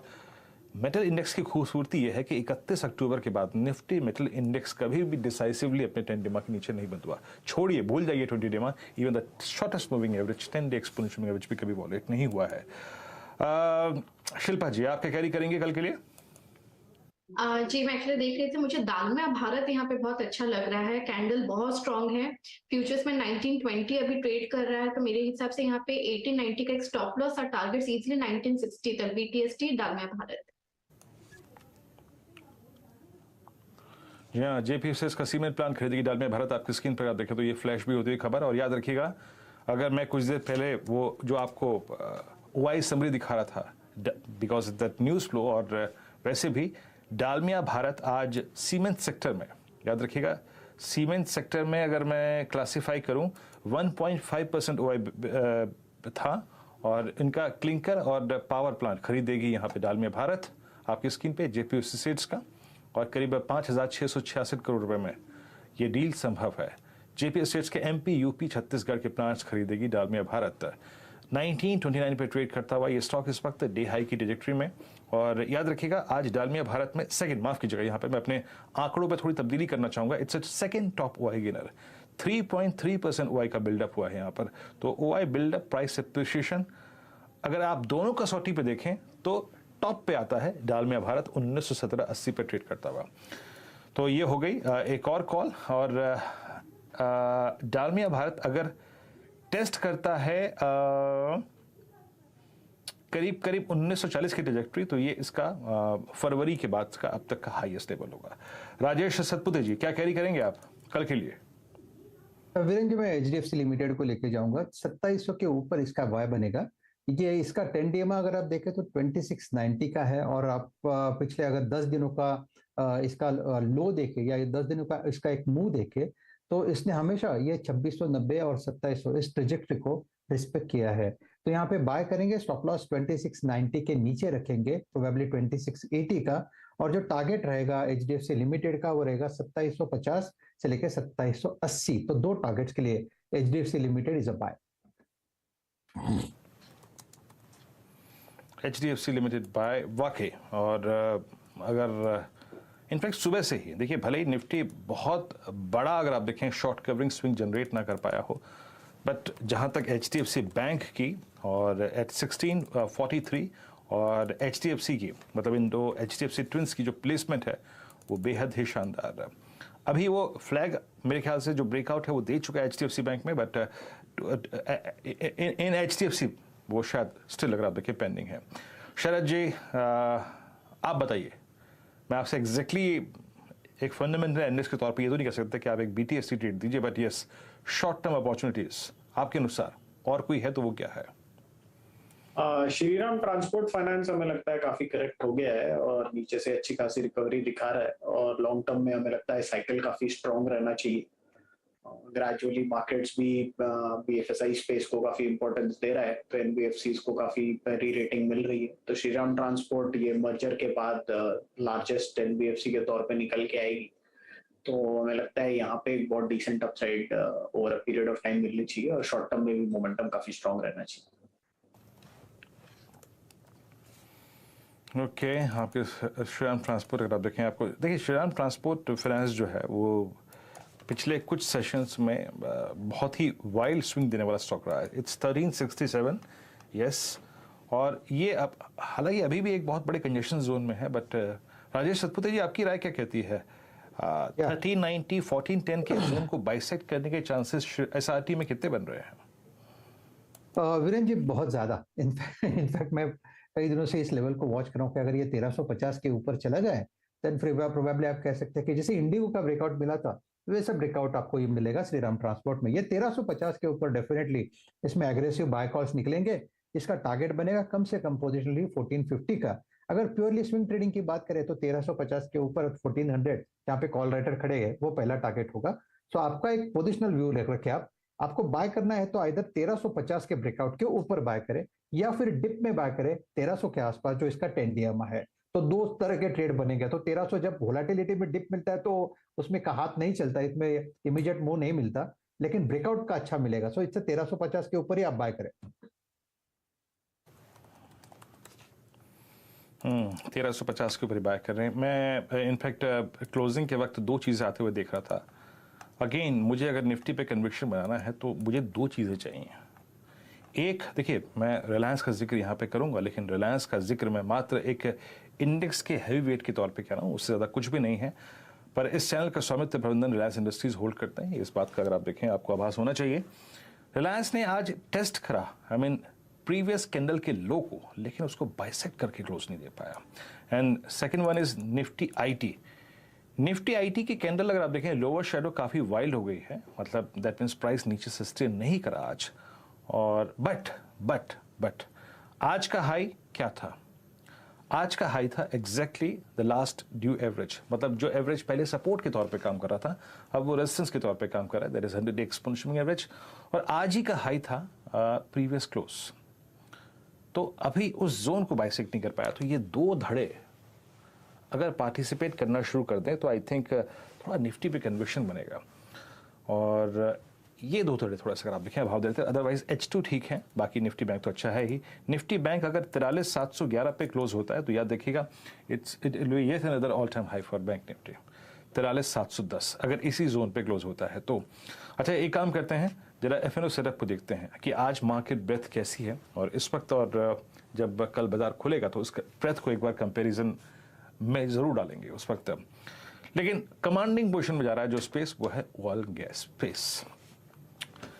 लाइए आप data. 81 longs, 70 shorts, 36 short covering, 6 long unwinding. आज याद रखिएगा हनीवेल यहाँ पे कैपिटल गुड्स स्पेस में सबसे स्ट्रॉन्ग ओए बिल्डअप हुआ था। बाकी HPCL में, डालमिया भारत जिसमें भी खबर आई JPS के अगर आप देखिए प्लान्स खरीदेगा, BPCL, पॉलीकैप, ये सारे के सारे अगर आप देखिए तो आज कमांडिंग स्टॉक्स थे। लॉन्ग बिल्डअप यहाँ पे हुआ। शॉर्ट कवरिंग PNB में इस दौर का एक और हाई लगाया। बाकी RBL, चंबल, इंडिया सीमेंट्स। एक सेकंड मैं अपनी बात को यहाँ पे नहीं, माफ़ कीजिएगा, मैं शब्दों को यहाँ पे थोड़ा सा माफ़ी चाहूँगा उसके लिए। PNB का शुक्रवार का इंट्राडे हाई था 5987। आज का इंट्राडे हाई है करीब 58.70, तो वो नहीं है, माफी चाहूंगा अपने शब्दों के लिए, बट स्टिल आज काफी अगर आप देखें शॉर्ट कवर हुआ यहाँ पे। आरबीएल इस दौर की एक और अगर आप देखें स्विंग अच्छी देकर बंद होता हुआ, चंबल, इंडिया सीमेंट्स, कोल इंडिया में आज याद रखेगा डीलिंग रूम चेक में भी शामिल था, स्ट्रॉन्ग वाई बिल्डअप, और ये जो इसका 50 और 20 प्लेस्ड है वो एग्जैक्टली इसी प्राइस पे है। आगे बढ़ते हैं, देखते हैं ये शॉर्ट का आंकड़ा कहाँ पर है। नो डाउट अबाउट दैट कि शायद ये आईटी में ही होगा। केमिकल्स बास्केट में Navin Fluorine, Metropolis, Godrej Consumer, Dixon Technologies, Glenmark Pharma, मतलब अच्छा आईटी का कोई स्टॉक नहीं था यहाँ पे। और बाकी लॉन्ग अनवाइंडिंग वोडाफोन आइडिया में, यूनाइटेड स्पिरिट्स में, संवर्धन मदरसन में, डेल्टा कॉप में, आईएक्स पे आज लॉन्ग अनवाइंडिंग हुई। केमिकल बास्केट में ही एक स्टॉक आपकी स्क्रीन पे और रखना चाहूंगा जो कि इस बास्केट का सबसे स्ट्रॉन्ग प्राइस परफॉर्मर है, लेकिन पिछले 4 दिन से अनवाइंडिंग मोड में था, दैट वाज यूपीएल। याद रखिएगा यूपीएल का इस दौर का हाई था करीब 806, रिट्रेस हुआ करीब 756 तक, आज पुल बैक देखिए 773 पर। मानस, यूपीएल पे आपका टेक, एक पुल बैक आज यहाँ पर? देखिए आज डेफिनेटली यूपीएल में एक पुल बैक देखने को मिला है, लेकिन फिर भी अभी भी आई थिंक जो एक रिवर्सल का पॉइंट है 776 से 778 उसके नीचे ट्रेड कर रहा है, तो मैं थोड़ा और वेट करूंगा क्योंकि कल 20 मूविंग एवरेज ब्रीच हो गया तो उसके नीचे फिसला था, थोड़ा इंतजार करेंगे। अगर 770 के ऊपर सस्टेन करेगा तभी यहाँ पर खरीदारी करनी चाहिए। अगर आपके पास ऑलरेडी लॉन्ग पोजीशन है आज आपने ली है तो 764 का स्टॉप लॉस जरूर रखें। 754 का स्टॉप लॉस। डायरेक्टर साहब एक बात जरूर फ्लैश करवाइएगा कि बैंक निफ्टी का ये क्लोज जो है यानी करीब 73,722, ये इसके करियर का अब तक का सबसे सर्वश्रेष्ठ क्लोज होगा। इंट्राडे बेसिस पे हमने शुक्रवार को जो रेंज दिखाई थी करीब 43,826, it was all time high, but जहां तक का सवाल है क्लोजिंग हाई का, ये क्लोजिंग हाई होगा नया बैंक निफ्टी का संघर्ष जारी है, बट इट्स 18,505। निफ्टी आईटी नुकसान काफी अगर आप देखें मतलब डैमेज कंट्रोल काफी हुआ, बट एक एवरेज जो कि लास्ट ड्यू एवरेज था वो कवर नहीं हुआ। स्टार प्राइस परफॉर्मेंस में हनीवेल स्ट्रॉन्ग मूव। हनीवेल आज अपने इस दौर की शायद समझ लीजिएगा कि post mid of September highest trajectory में जाके बंद हुआ। हिंद पेट्रो में काफी फोर्स थी। डालमिया भारत आई थिंक एक खबर का अगर आप देखें स्ट्रॉन्ग इंपैक्ट हुआ, स्टॉक डे हाई पर। उसके बाद BPCL, Polycab, yes it's an all time high for close Polycab. Indigo काफी फोर्स में स्टॉक, और इंडिगो इस वक्त post mid of September highest cluster में जाके बंद हुआ। उसके बाद सिमेंस का ये सेकंड बेस्ट क्लोज होगा। जी हाँ, इससे पहले अगर आप देखें सेकेंड वीक ऑफ सितंबर में इसका ऑल टाइम हाई क्रिएट हुआ था। उसके बाद का आप देखें सेकंड बेस्ट क्लोज्ड है। और आईओसी और अपोलो टायर्स, याद रखिएगा अपोलो टायर्स ये भी एक और ऐसा स्टॉक रहा जिसने अपने इस दौर का सबसे हाईएस्ट क्लस्टर विजिट किया। बैकफुट पे था आज Navin Fluorine, Metropolis, Godrej CP, Glenmark Pharma, Dixon, Laurus Lab और कमेंस इंडिया। एक बहुत स्ट्रॉन्ग मूव के बाद आज कुछ ठंडा पड़ा, बैकफुट पे आया, बट होता है अच्छा। एक किसी भी स्टॉक में अगर आप देखें बहुत चलने के बाद एक कूलिंग ऑफ जो होता है रिक्वायर्ड होता है, वो आज स्क्रीन पे विजिबल था एट 1481। थोड़ा सा रिट्रेस हुआ कमेंस इंडिया, और इनफैक्ट इसके चलने का बिहेवियर ऐसा ही होता है। 7-8 दिन का वाइल्ड स्विंग, उसके बाद एक दिन बैकफुट पे, बट याद रखिएगा अभी भी ये स्टॉक अपने 10-डे एक्सपोनेंशियल मूविंग एवरेज से लगभग 30 रुपए ऊपर ट्रेड करता हुआ। पिडिलाइट बैकफुट पे हाँ थोड़ा सा रोचक था, थोड़ा सा अगर आप देखें तो डिमोरलाइजिंग था कि Asian Paints, Pidilite, Berger Paints crude at 75, but still बाजार ने कोई इंटरेस्ट नहीं दिखाया। मार्केट शट आपकी 18,494 पे और करीब 43,681 पे निफ्टी बैंक, यस अभी तक as per these provisional figures it's all time high close for bank Nifty. शानदार क्लोजिंग 18,495 पे बिल्कुल फ्लैट आपका बैंक बंद हुआ, ये निफ्टी बंद हुआ है। और निफ्टी आईटी सुबह एक समय करीब 500 अंकों का डैमेज हो चुका था, बट एक स्मार्ट जिसे कहते हैं रिकवरी डे लो से, बट ये कितनी स्मार्ट है, कितना सक्सीड हो पाएंगे ये तय करेगा कल का सेशन मंगलवार का। लेकिन बैंकों में याद रखिएगा, बैंकों में एचडीएफसी बैंक, एक बार प्लीज एचडीएफसी बैंक लेके आइएगा। एचडीएफसी ट्विल्स की इस रिकवरी में, इस पुल बैक में काफी शानदार कंट्रीब्यूशन रहा। Yes I think post at 1642 अगर आप देखें तो एचडीएफसी बैंक का ये सेकेंड हाफ ऑफ CY22 मतलब जून के बाद कब तक का बेस्ट क्लोज है। आई थिंक वो मर्जर वाली खबर के बाद भी अगर आप देखें जो उसका हाई लगा था वो करीब था 1635 का। उसके बाद का ये हाईएस्ट क्लस्टर 1642। और इंटरेस्टिंग क्या था? इंटरेस्टिंग था आज एक अपोलो टायर्स का चलना, आज अपने करियर के ऑल टाइम हाई क्लस्टर बंद हुआ। और एक डायरेक्टर साहब इंडसइंड बैंक और लेके आइएगा। इंडसइंड बैंक करीब करीब 1209 पे, इंडसइंड बैंक 1209 पे, ये भी नवंबर दिसंबर की सीरीज के हाईएस्ट क्लस्टर पे जाके बंद हुआ। तो आपको बहुत, जिसे कहते हैं ना, अचंभा नहीं होना चाहिए। बैंक निफ्टी की इस स्ट्रेंथ के पीछे और ऑल टाइम हाई पर क्लोज होने की टेंडेंसी के पीछे एक बहुत स्ट्रांग फोर्स है, जिसमें शामिल था आज HDFC बैंक और इंडसइंड बैंक और कुछ हद तक सारे के सारे बैंक समझ लीजिए आप शामिल थे इसमें। एक काम करिए, अब लेके आइए सीधा सौदा की टीम। वहां पे रुझान कैसा रहा, नीरज जी की टीम और आशीष की टीम, वहां पे स्टॉक्स का कॉम्बिनेशन जो प्रस्तुत किया गया था चेज करने के लिए शॉर्ट और लॉन्ग साइड पे, उनमें से सबसे अच्छे परफॉर्मेंस कौन से रहे आपकी स्क्रीन पे। अगर आप देखें ट्रेड्स आते हुए, कामत होटल्स लगभग 5% का, अडवाणी होटल्स लगभग 2.5% का। आज आशीष मेहरबान थे। अगर आप देखिए होटल स्टॉक्स पे, इन्फोसिस पे शॉर्ट कॉल ली गई थी, दैट वर्क वेरी वेल। करीब करीब 1545 पे लगभग 1.5% का स्विंग देखी गई और ऑटोरेडीज में लगभग स्विंग मिला आपको आज अच्छा। ग्लेनमार्क फार्मा डिक्सन पे अगर आप देखिए खबरें नेगेटिव थी, तो वहाँ पे इम्पैक्ट शॉर्ट रेट पे अच्छा बना। PNB star price performer. Banking में आज भी अगर आप देखिए सबसे ऊपर यही था 3.25% का, और भारत फोर्ज लगभग 1.25% का अगर आप देखिए मूव यहाँ दिखाई दिया। आशीष जी कह रहे हैं कि हम आएंगे, पर अब मेरे ख्याल से आशीष जी से मुलाकात होगी कल सुबह ही, किसी काम पे चलते। अगर आप देखें कार्यक्रम के अंतिम भाग में वो शिरकत नहीं कर पाए, लेकिन आशीष के साथ और नीरज जी के साथ कल सुबह मॉर्निंग कॉल में फिर आंकड़े, FIs के स्टैट्स, निफ्टी का सेटअप लेके आपसे फिर होगी मुलाकात। तब तक के लिए नमस्कार।